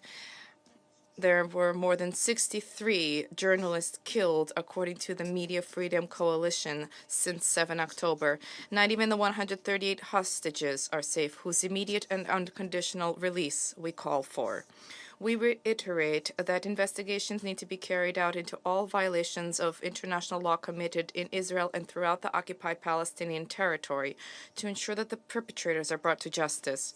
The destruction and damage to civilian infrastructure, including more than 60% of housing units, the collapse of the medical system, the saturation of schools and other UNRWA structures which have become places of refuge for more than 1 million people, all of this plunges the Gaza Strip into total insecurity, We call for respect for IHL and human rights, while recognizing Israel's right to ensure its security.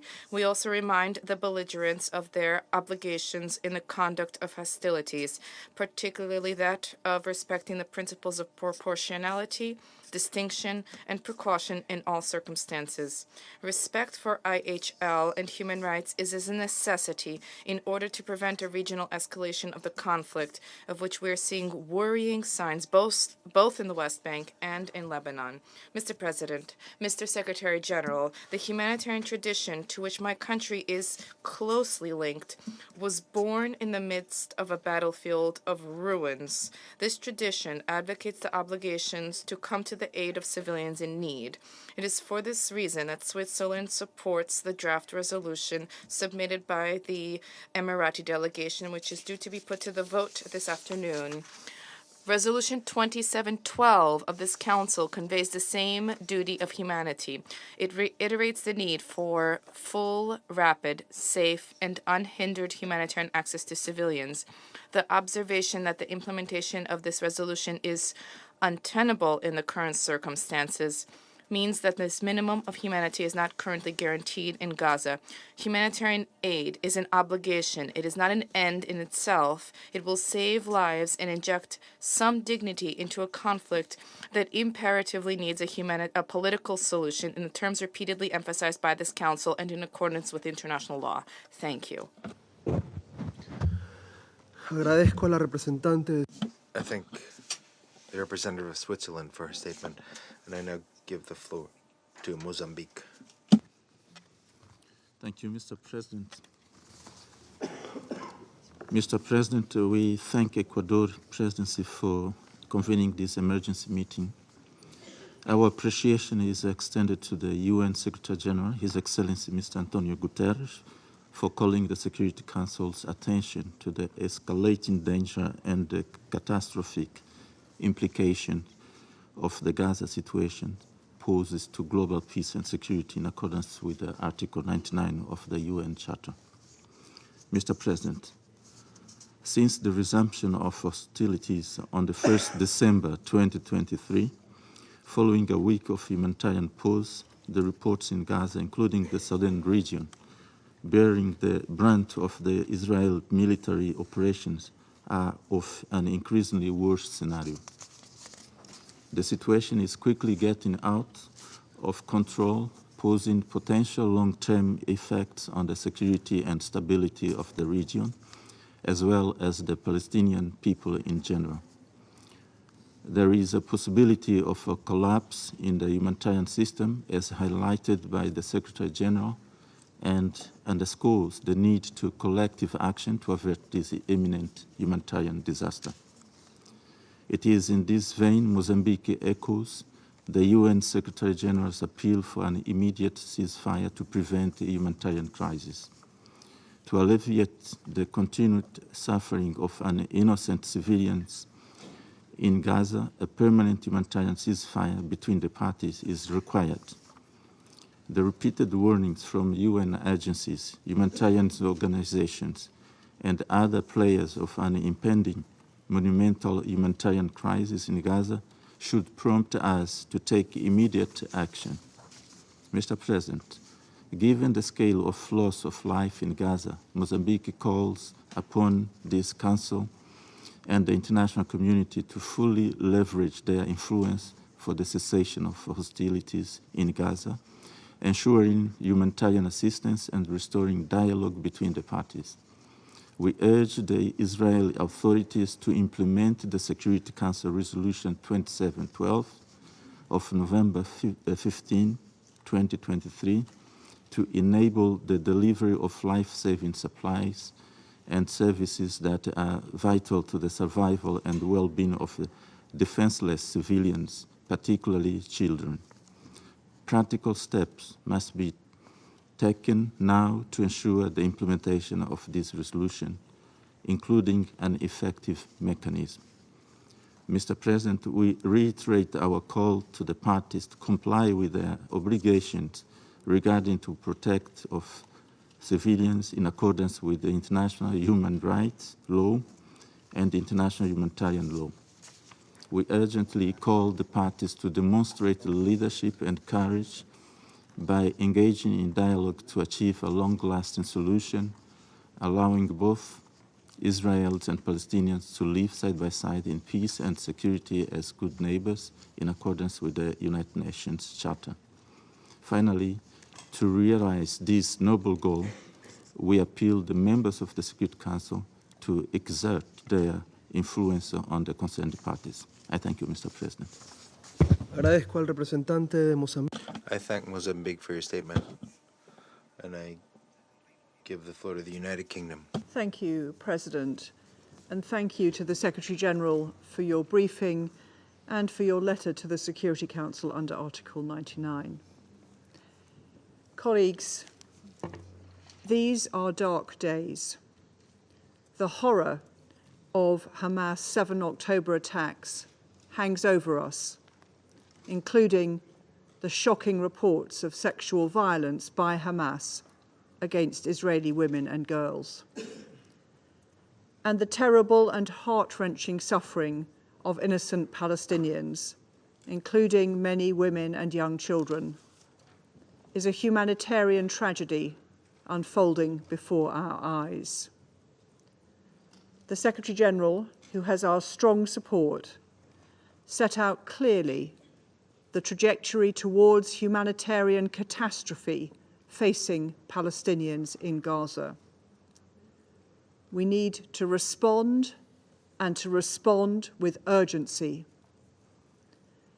The sheer scale of civilians killed is shocking, and the fact that 80% of the population has been displaced in Gaza cannot continue. The UK continues to support Israel's right to defend itself against Hamas terrorism as it seeks the return of over 100 hostages who are still held in Gaza. But we are absolutely clear that Israel must be targeted and precise in achieving that goal. The Prime Minister and the Foreign Secretary of the UK have delivered this message and will continue to do so.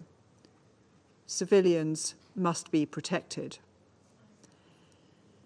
In parallel, we need a marked increase in the provision of sustainable and unhindered delivery of life-saving aid and essential services to prevent a humanitarian catastrophe from taking place. This includes increasing the types of aid allowed. The sanitation and shelter picture, together with the lack of medical provision in Gaza, is dire, and there's a desperate need for sanitation and shelter kits and vital medicines. It is welcome that Kerem Shalom will now be opened for screening aid deliveries. We urge Israel to go further and to fully open Kerem Shalom to allow goods to cross so that the huge volumes of aid that are needed can reach the people of Gaza. This should include, at minimum, the 200,000 litres of fuel per day for which the UN has called. It is imperative that we work to agree further urgently needed humanitarian pauses, building on the pivotal work of Egypt, Qatar, and the United States. President, as we work to halt the humanitarian catastrophe in Gaza, we need also to work to avoid escalation in the West Bank, including in occupied East Jerusalem. Israel's announcement approving further settlements in the lower aqueduct area of East Jerusalem is alarming and serves only to raise the tensions in the West Bank when international effort is focusing on avoiding further conflict. Let me be clear. Settlements are illegal under international law. They present an obstacle to peace, and they threaten the physical viability and delivery of a two-state solution. This decision must be reversed with immediate effect. President, let us work together to deliver peace, dignity and security for Israelis and Palestinians alike. I thank you. I thank the representative of the United Kingdom for your statement. I now give the floor to Gabon. Thank you, Mr. President. I wish to thank the Secretary General for his commitment and his efforts to ensure that the letter and the spirit of the United Nations Charter prevail in the war between Israel and Hamas. The scale of violence, the deadly scale of violence here and the devastation have reached staggering, inhumane proportions.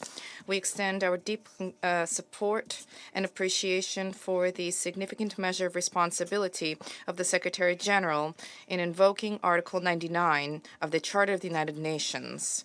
The United Nations Security Council has a duty to respond without further delay to the formal, unprecedented call of the Secretary General in light of the magnitude of the unbearable humanitarian disaster that is taking place before our eyes in the siege of Gaza. There is a vital, fundamental need to achieve an immediate ceasefire to end the tragedy in Gaza. In light of the magnitude of the situation and the gravity of the threats to international regional peace and security and the risks of conflagration, we need to rekindle the hope that was generated in the adoption by the Security Council of Resolution 2712, dating 15 November 2023. Distinguished colleagues, no calculation is acceptable when it comes to saving human lives. Gabon firmly condemns all attacks which target civilian populations. We call upon all parties to exercise restraint. We call on all parties to comply with their obligations under international humanitarian law. It is more urgent than ever before to establish a humanitarian ceasefire. The Security Council has a duty to unstintingly persevere in efforts to that end in order to save human lives, particularly the lives of children, of women, and of civilian populations in Gaza and in the region. Likewise, we need to insist that humanitarian assistance be delivered without obstacles and in sufficient quantities in a manner that respects humanitarian law. We wish to reiterate the fact that there is an overriding need for all hostages to be freed. We reiterate that the civilian population, that civilians being used as human shields is not acceptable. We reiterate the humanitarian, collective punishment targeting civilian populations is unacceptable. We reiterate that the right to legitimate defense of Israel needs to include respect for the principle of proportionality, of distinction, and precaution. The Security Council has a duty to adopt a firmer commitment to ensure accountability for grave violations of international law. Since the barbaric attacks perpetrated by Hamas on 7 October, my country firmly condemned those attacks. For Gabon, the solution to the Israeli-Palestinian conflict hinges on the resumption of dialogue and the peace process to reach a two-state solution, a solution of two states coexisting peacefully on the basis of internationally recognized borders. A two-state solution needs to be made a reality without further delay. To achieve this, dialogue and negotiation are key, with the central role of the United Nations. Thank you. Agradezco al representante. I thank the representative of Gabon for your statement. I now give the floor to Japan. Thank you, Mr. President. And I thank you, Secretary General Guterres, for your briefing. Mr. President, it has been more than 2 months since Hamas's brutal terror attack on October 7th, where more than 1,200 people were killed in Israel and around 250 taken hostage, and more than half of whom are still held captive. We once again unequivocally condemn the terror attacks by Hamas and other militants and demand the immediate and unconditional release of all hostages. Since that attack, Gaza has descended into one of the most devastating humanitarian crises in the world. More than 17,000 Palestinians have been reportedly killed, The majority of them are women and children, and thousands more are under the rubble of destroyed buildings.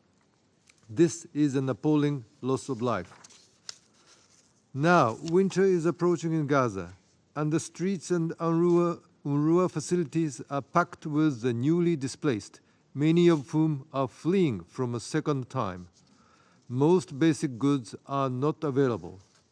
To echo the words of the Secretary General, the nightmare in Gaza is a crisis of humanity.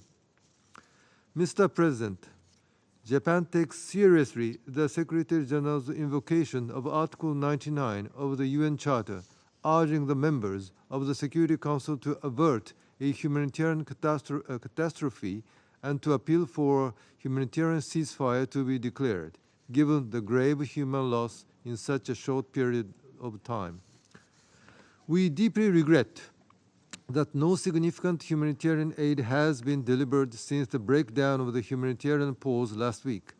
The delivery of essential supplies solely through the Rafah crossing is utterly insufficient. Of course, we welcome that Israel agreed to open Karem Shalom crossing for screening and inspection. The establishment of monitoring mechanism under the authority of the UN is also critical. Japan believes the Council cannot simply watch the situation deteriorating. It is our responsibility to address this grave humanitarian situation immediately. What is more, there are increasingly serious spillovers concerns in the West Bank, Lebanon, Syria, Iraq, and the Red Sea. This situation could all too easily engulf the already volatile region. Against this backdrop, Japan's position is clear. Humanitarian concerns should be given utmost priority. All parties must abide by UN Security Council Resolution 2712. And more than that, the Council must urgently speak in a united voice, whatever the language we may agree upon, to avert a further deterioration of the humanitarian situation. The bottom line is that hostilities must stop immediately for a period that allows for meaningful humanitarian operations to avert a humanitarian catastrophe. Mr. President, only a two-state solution will enable both Israelis and Palestinians to live in lasting and secure peace. Today, that goal seems far off. Gaza has been devastated. The task of reconstruction will be enormous, and we must consider what political and security arrangement will be in place when the fighting stops. But even amidst the current disparate crisis, we must not forget that peace and coexistence is possible. I thank you, Mr. President. Agradezco al representante de Japón. I thank the representative of Japan for his statement. I now give the floor to Ghana. Thank you, Mr. President. Let me begin by thanking you for convening this meeting. I also thank the Secretary General for his briefing and his intervention and efforts in helping to find a solution to the ongoing war between the State of Israel and Hamas. Mr. President, the resumption of hostilities, which followed the end of the temporary humanitarian pause that was brokered by the State of Qatar and the United States, has been of great concern to Ghana. We are equally worried about the challenge of committing to the spirit of the humanitarian pauses and the obligation to preserve civilian lives and infrastructure, which makes a humanitarian ceasefire more necessary now, as called for by the Secretary General. It is in that regard that we welcome the decision by the Secretary General to invoke Article 99 of the UN Charter, which has only been invoked 4 times in the over 7 decades of history of the United Nations, the last time being in 1989. We note that the ongoing Israeli-Hamas conflict has unfortunately taken a heavy toll on the civilian population on both sides and consequently created a serious security and humanitarian crisis, not only in Gaza, but also in Israel and the other occupied Palestinian territories. It is regrettable that civilians and non-combatants, especially those residing in the Gaza Strip, the West Bank, and Israeli communities along the border with Gaza, are bearing the brunt of the violence.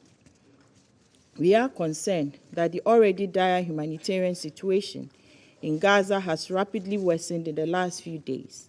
Unfortunately, the use of heavy weaponry and the bombardment of Gaza has made it extremely difficult for humanitarian actors to have access to many of the internally displaced people, including the aged, pregnant women, and children who face significant challenges, including limited access to essential services such as healthcare, clean water, and electricity.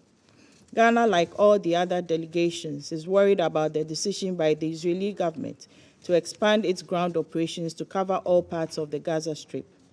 The decision puts the lives of the civilian population in the densely populated Gaza Strip at serious risk. We note that the destruction of critical infrastructure, including schools and hospitals, exacerbates the suffering of innocent civilians caught in the crossfire. We join in the appeal by the Secretary General and all Council members for both Israeli security forces and Hamas to prioritize and put in adequate measures to protect civilians on both sides, as per the principles of international humanitarian law governing the legal use of force in an armed conflict. The ongoing war presents complex security and humanitarian concerns that require immediate attention by this Council. The security concerns of both Israel and the Palestinian people must be addressed. International cooperation, direct diplomatic negotiations, and a commitment by both Israel and Palestinian Authority to engage in frank dialogue are essential to address the underlying causes of the conflict and for achieving lasting peace for both Israelis and Palestinians. The security of Israel and the inalienable rights of the Palestinian people for their homeland lies in a deepened commitment to a negotiated two-state solution on the basis of the pre-1967 borders with Jerusalem as the shared capital. We call on Council members with moderating influence on both Israel and Hamas to use all means possible to heed the calls of the international community for steps leading to peace and an eventual settlement of the conflict. In closing, we wish to reiterate our long-held belief that it is only through a comprehensive and inclusive approach that the Middle East question can be settled. I thank you. I thank the representative of Ghana for her statement, and I now give the floor to the representative of Brazil. I thank the Presidency for convening this open briefing upon the timely request of the United Arab Emirates and the Russian Federation. I thank the Secretary General for his important briefing. The humanitarian situation in Gaza is appalling and without precedent. Secretary General Guterres, for the first time since the beginning of his tenure, invoked Article 99 of the Charter to address this Council. And it is not that the world has been spared from serious conflicts elsewhere since then. We commend the Secretary General's initiative, which convenes another express call for a humanitarian ceasefire in Gaza. Appeals for a humanitarian ceasefire from the international community, the United Nations, humanitarian actors, and also by all members of this Council have justifiably multiplied over the past weeks after more than 2 months of conflict. An urgent ceasefire is even more needed now since the resumption of hostilities. The conflict has brought the humanitarian system in support of civilian lives in Gaza to the point of total and unprecedented collapse. Over 80% of Palestinians in Gaza were uprooted from their homes and are becoming ever more deprived of the minimum necessary to survive. These conditions are unacceptable. We recall Brazil's efforts in this Council since the very beginning of the crisis, including during its presidency. Our draft resolution was supported by the vast majority of Council members, but was vetoed by a permanent member, as was the case with other drafts. Our proposal called for immediate humanitarian pauses, among other provisions. If adopted on that occasion, thousands of lives would have been saved. Brazil also spared no efforts in joining the international initiatives in support of a humanitarian ceasefire and to ensuring the protection of civilians. We are being constantly reminded that there is no safe place in Gaza. The repetition of this extremely worrying statement compounded by the increasing and devastating human toll prompted by the conflict, constitutes another wake-up call to this Council. We must step up and act responsibly to respond to this unfolding tragedy. The dramatic humanitarian situation leaves us with no alternative. We need an immediate halt in hostilities for as long as necessary, allowing for proper humanitarian action. The provisions of Resolution 2712, recently adopted by this very Council, must be fully implemented. In the absence of this, we, particularly those responsible for any failure, risk complicity and a very negative judgment by history. It is difficult to express the frustration that many of us continue to feel. That frustration is not just with Council inaction. We urge all those with power to influence the key stakeholders to allow for the necessary conditions for a meaningful action by the Council. Mr. President, once again, it is necessary to reiterate that obligations under international law, and especially international humanitarian law, must be respected in any conflict. We recall the need to act according to the principles of distinction, proportionality, necessity, and humanity. The protection of the civilian population and civilian infrastructure is an obligation under international humanitarian law, as is the prohibition of forcibly displacing civilians or the taking of hostages. We reiterate the call to allow access to hostages to the International Red Cross. All this, unfortunately, applies to the current hostilities in Gaza. There can be no politically and morally justifiable attitude towards the growing tragedy in Gaza, other than working to protect civilian lives now and keep up the pressure for the immediate and unconditional release of all hostages still held captive. We members of this Council have more than a moral imperative now. We need to do what is in our reach to stop this humanitarian catastrophe. Failing this task would likely result in a scenario where the authority and legitimacy of the Council would erode even further and prove its incapacity to discharge its duties according to the United Nations Charter, to the detriment of world peace and security, as we can see in these days. As a consequence of all said, we will vote in favor of the draft resolution tabled by the UAE for a vote this afternoon, and we co-sponsor it. Thank you. Agradezco al representante. I thank the representative of Brazil for a statement, and I will now make a statement in my capacity as representative of Ecuador. To start, I would like to thank the Secretary General for his intervention this morning and reiterate the support of Ecuador for his work and for the work of the entire UN system in these difficult times. Last Wednesday, for the first time in over 30 years, Article 99 of the Charter was invoked that allows the Secretary General to draw attention of this Council to any issue which, in his judgment, can threaten the maintenance of international peace and security.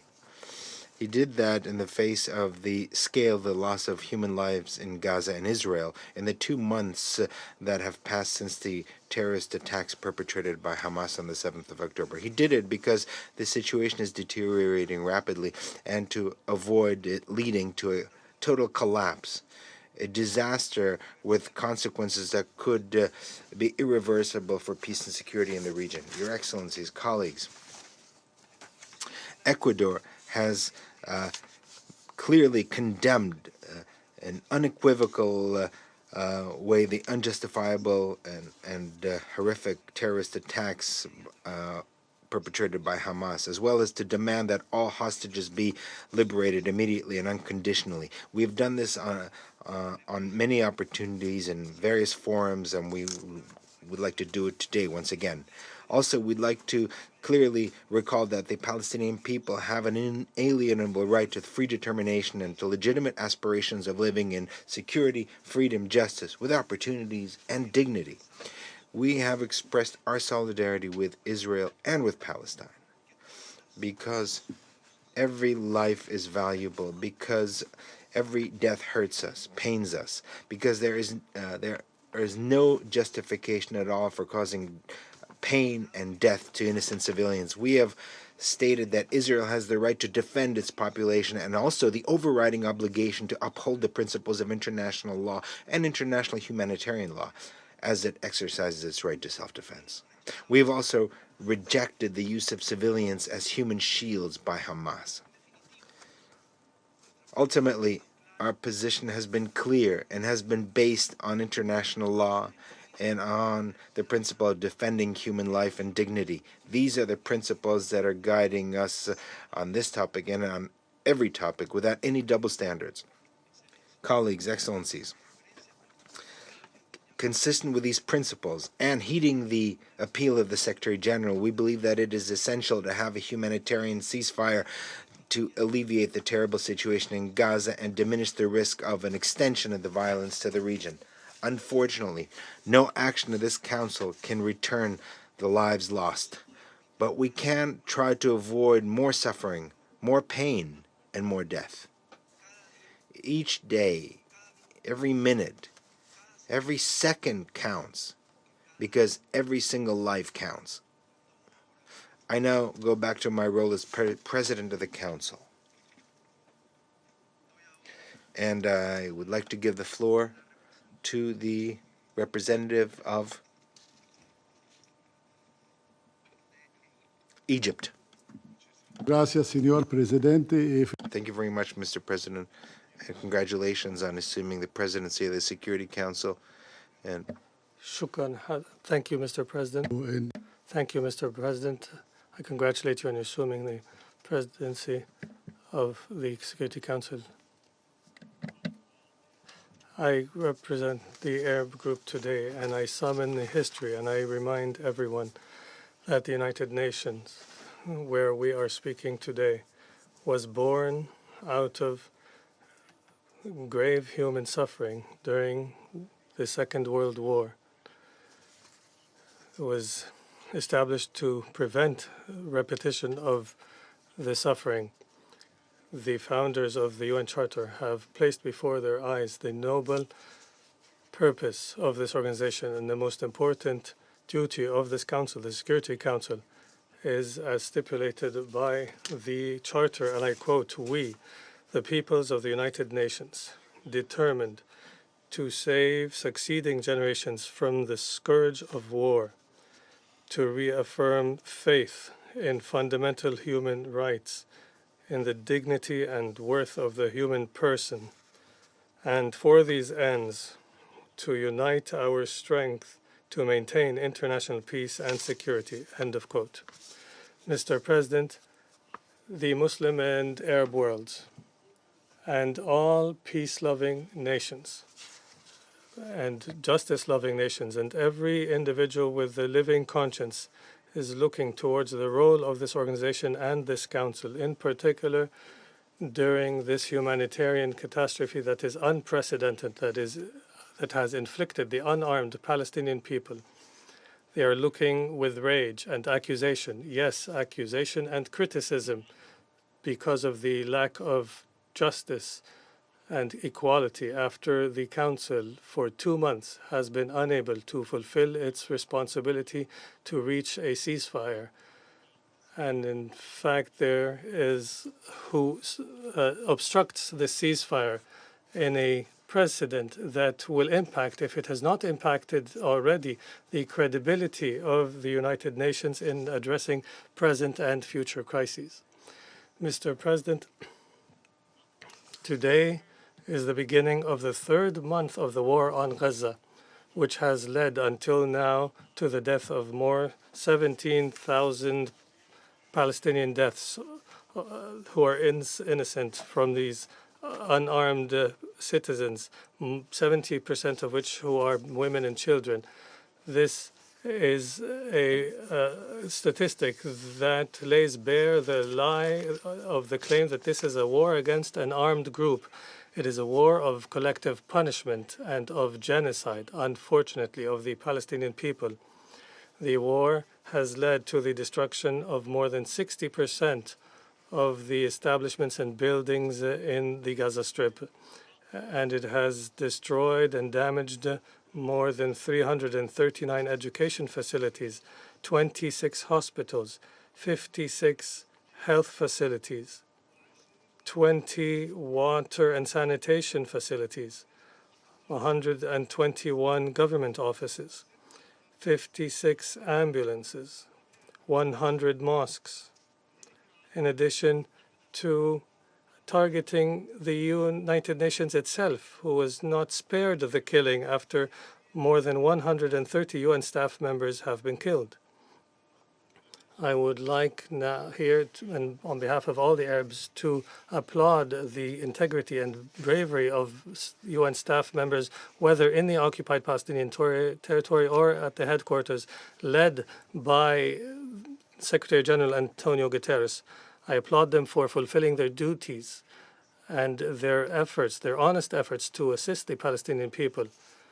And I applaud their bravery and sincerity in defending the values of this organization, despite the criminal targeting against them and the difficulties imposed by Israel, the occupying power, over their work. And despite the campaign they're suffering of defamation and terrorism, the Arab group supports you with all its might and applauds your integrity. Antonio Guterres, Lazzarini, Lane Hastings, Sema Bahouth, Martin Griffiths, Tor Winsland. We will stand in solidarity with you so long as you continue to fulfill your duties and continue to protect the values of the United Nations. Mr. President, the Arab group would like to place on record before everyone that the Israeli aggression has led to the displacement of more than 1.5 million Palestinians inside the Gaza Strip. 85% of the inhabitants were forcibly displaced and forced to live in dire circumstances in the UNRWA facilities and in hospitals and elsewhere, circumstances that present the worst of crime, wars, and crimes against humanity that clearly aim to, unfortunately, to eliminate the Palestinian people and end their cause.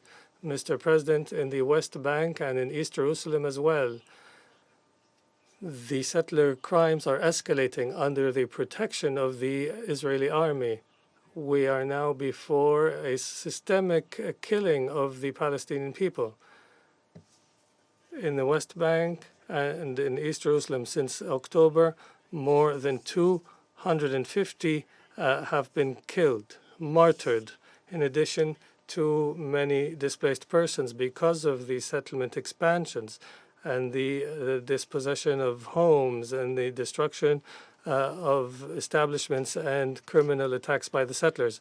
The Arab group places on record that this aggression and this occupation also attacks Syria and Lebanon, through which they are targeting the safe villages in the south of Lebanon and the Lebanese army and the journalists who report on the facts in great danger in a way that may lead the entire region to a wider conflict. Mr. President, the Arab group calls on the Security Council to uphold its duties in the maintenance of international peace and security and demands in this context to demand an immediate humanitarian ceasefire as per the Arab draft resolution tabled in order to end the bloodshed. This is an opportunity for the Council to save what it can after more than 60 days of the war.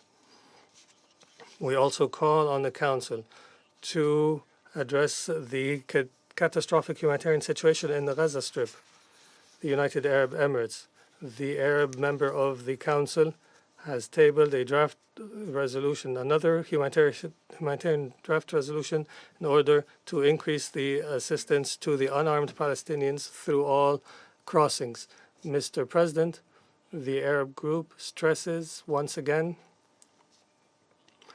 that demanding a ceasefire and opening the crossings and allowing the flow of humanitarian assistance is not an act of pity or sympathy, but it is a right of civilians enshrined in international instruments and the agreed principles of humanitarian rights. It is also a political obligation and legal and moral obligation on all of us. Mr. President, distinguished members of the Council, the Arabs were the ones who initiated peace with Israel and for long decades have expressed their commitment to a political solution. Despite the rejection of Israel to engage with the calls for peace, and despite the repeated crimes of Israel against civilians, and despite the ideological extremism that is on the rise in Israel, the Arabs continue to commit to peace because they understand well, as people of a civilization, that violence will not lead to peace and genocide will not succeed in ending the cause of a nation, and that dialogue and peaceful coexistence are the only way for stability to be achieved in the region. This is what leads us, after ending this destructive war, to commit to resuming the political process as soon as possible in order to achieve a just and lasting comprehensive peace in the Middle East through the establishment of a Palestinian state on the borders of June 4th, 1967, with East Jerusalem as its capital. Thank you very much, Mr. President. I thank the representative of Egypt, and I now give the floor to the representative of Qatar. Thank you, Mr. President. I'm making this statement on behalf of the member states of the Gulf Cooperation Council, United Arab Emirates, the Kingdom of Bahrain, the Kingdom of Saudi Arabia, the Sultanate of Oman, the state of Kuwait, and the state of Qatar.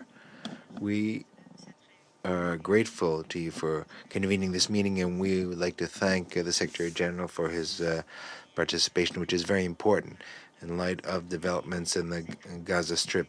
The member states of the Gulf Cooperation Council condemn the Israeli aggression. We consider that Israel is legally responsible for its continued aggression, in particular against innocent civilians,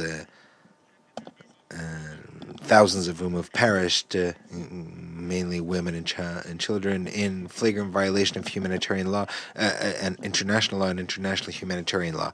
And we refuse any justification to consider the Israeli aggression as an act of self-defense. The international community must take necessary steps in the framework of international law to react to the Israeli practices and the measures of collective punishment against the inhabitants of Gaza. We invite the international community to provide the protection to our brethren Palestinian people.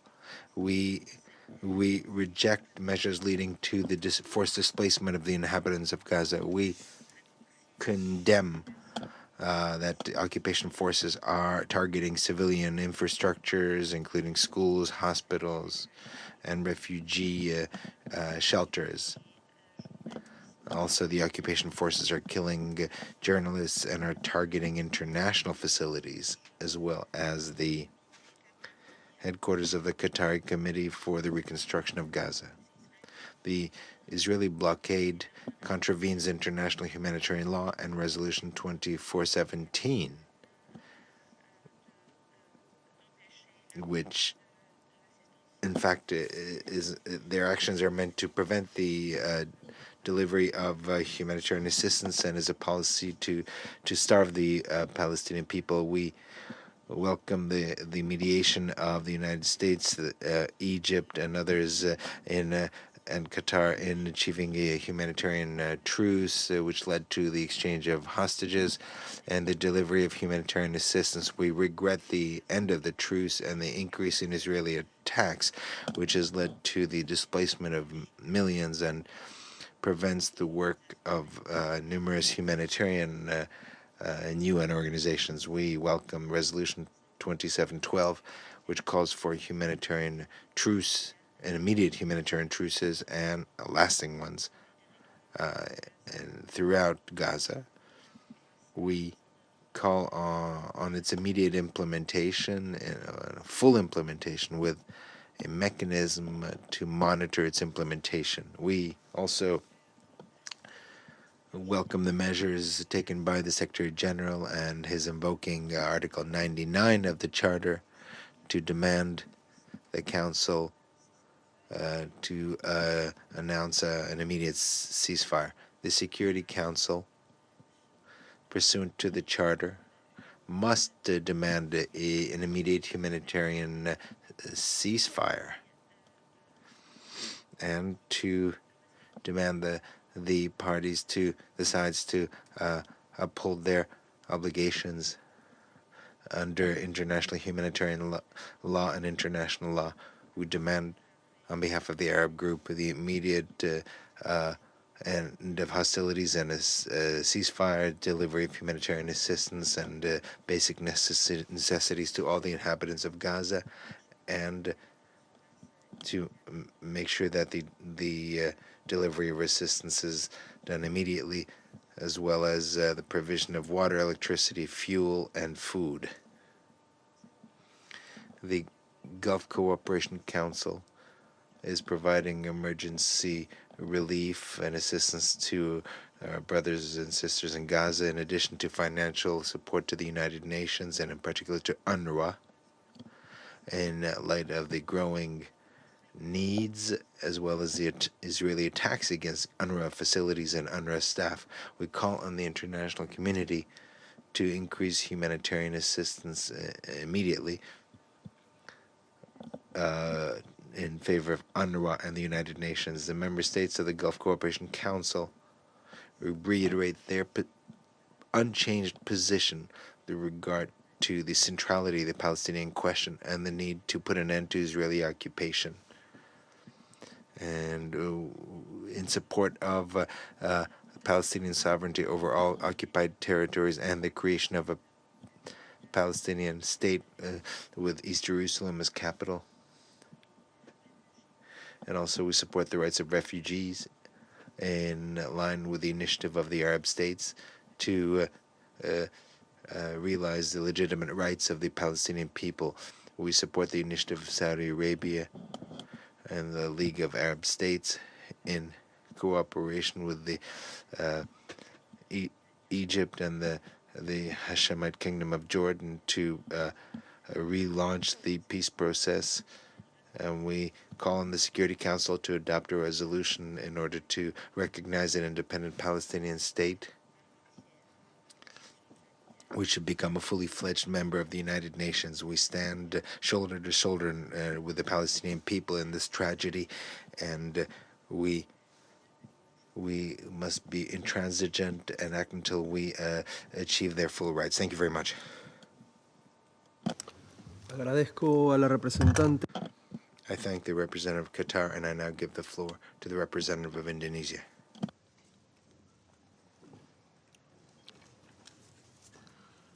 Thank you, Mr. President. I am speaking on behalf of Bangladesh, Malaysia, Maldives, Namibia, Timor-Leste, Turkey, and my own country, Indonesia. Mr. President, in one autumn season, the world stood by and watched over 16,000 people killed in Gaza, whole families and generations wiped out, including more than 6,000 children. The latest words to describe the situation faced by innocent women and children in Gaza is apocalyptic conditions. Saying this has taken a toll in our collective conscience is an understatement. If we fail to act, history will judge us as accomplices to crimes against humanity. When the world vowed never again over 75 years ago, it was not meant only for certain race, nor for certain religious group. It was to protect everyone in this world. It was to save humanity. Mr. President, we fully support the Secretary General's recent letter to the member of this Council calling for a humanitarian ceasefire. In this very Council, on the 24th of October open debate, we underline that an immediate ceasefire is vital to end atrocities and the deteriorating humanitarian situation. This is the least that the Council should do if we truly want to uphold human rights and humanity. And this is why we are proud to co-sponsor the draft resolution on humanitarian ceasefire. We call on the Council to adopt this declaration today. In this regard, allow me to state 3 points. First, please show compassion to humanity. Focus on the innocent civilian, women, children, the infirm. How many more lives, how many more children must we sacrifice? How many more must die before the relentless assault is halted? 20,000, 50,000, 100,000? Listen to the collective plea of the global community. Stop the attack on women and children in Gaza. Let adequate humanitarian assistance into all parts of Gaza. Second, the threat of spillover of the conflict may not just be regional, but global. The situation in Gaza is being broadcast 24/7, uncensored, through social media and electronic channels. The world watches in horror as women and children become innocent casualties in this devastating conflict. We cannot afford to let radical elements take up arms in different parts of the world, or even radicalize the moderates. Lastly, let us reaffirm our commitment to uphold international law and international humanitarian law in its entirety. There must be no double standard in upholding international law and international humanitarian law, in upholding accountability. It should be applied equally to all countries, no matter big or small. There must be no double standards on humanity. For these reasons, we appeal to members of the Council, do the right thing. Stop these inhumane acts against the Palestinians. Listen to your conscience. Let us choose peace over conflict, compassion over cruelty, and unity over division. Let us work to bring peace to Palestine and Israel. Let us address the root cause and make the two-state solution a reality. Thank you, Mr. President. Agradezco al representante de Indonesia por... I thank the representative of Indonesia for his statement, and I now give the floor to Madam Hedda Sampson, in charge of the EU delegation at the United Nations. The EU supports the UN Secretary-General's call for the UN Security Council to act to avert the humanitarian catastrophe in Gaza and the collapse of the humanitarian system. Urgent action is needed to ensure the protection of all civilians. The EU deplores the high number of civilian casualties killed, the majority of which are women and children. We commend the strong efforts of the UN and all humanitarian actors to deliver life-saving aid in extremely dire conditions. We deplore the death of a record number of UN staff members and other humanitarian workers who have paid the ultimate price. Full respect of international law and international humanitarian law by all sides is of paramount importance. We urge all sides to respect these principles and note that there must be accountability for violations of international law. The EU calls for the urgent implementation of UN Security Council Resolution 2712 and supports its call for urgent and extended humanitarian pauses and corridors throughout the Gaza Strip for a sufficient number of days to enable, consistent with international humanitarian law, full, rapid, safe and unhindered humanitarian access. The civilian population is in desperate need of more food, water, fuel, electricity and medical care, as well as safe shelter. We regret that since the end of the humanitarian pause, the entry of humanitarian aid has declined from already insufficient levels. Access to these necessities must be urgently restored at sufficient levels to address the very high level of need. And we call for establishing additional routes to bring in life-saving aid to Gaza. The EU stands ready to continue its support, while it has already increased its humanitarian aid to more than 100 million euros.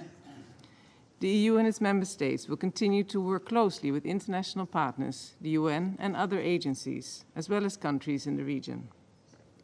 Mr. President, there is no justification for terror. The European Union has condemned in the strongest possible terms Hamas' brutal and indiscriminate terrorist attacks across Israel. Israel has the right to defend itself, in line with international law and international humanitarian law. All hostages must be immediately released, and ICRC must be granted access to them and allowed to bring them required medical support. The EU continues efforts with its partners to prevent regional escalation, and we continue to engage with Israel, the Palestinian Authority, as well as other regional and international partners to this end. We call on regional actors to refrain from any action that can further aggravate the situation. The Palestinian Authority must be supported by all members of the international community, and it must be reinvigorated to ultimately return to govern Gaza as the legitimate Palestinian governance body in charge of the whole occupied Palestinian territory. Democratic Palestinian institutions based on respect for the rule of law and human rights are vital for the Palestinian people. The EU deplores the increased extremist settler violence in the West Bank and recalls that Israel has the duty to protect civilians in the West Bank, to hold perpetrators accountable and ensure that the IDF intervenes.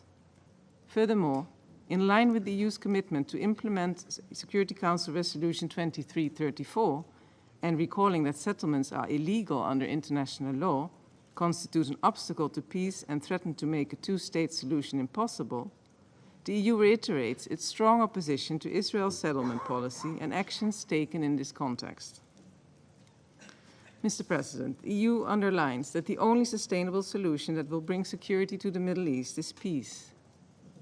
The European Union is ready to contribute to reviving a political process on the basis of the two-state solution, including through the Peace Day effort, and welcomes diplomatic peace and security initiatives and supports the holding of an international peace conference soon. I thank you. Agradezco a la excelente. I thank Your Excellency, Madam Sampson, for your statement. There are no further speakers on the list. The meeting is adjourned.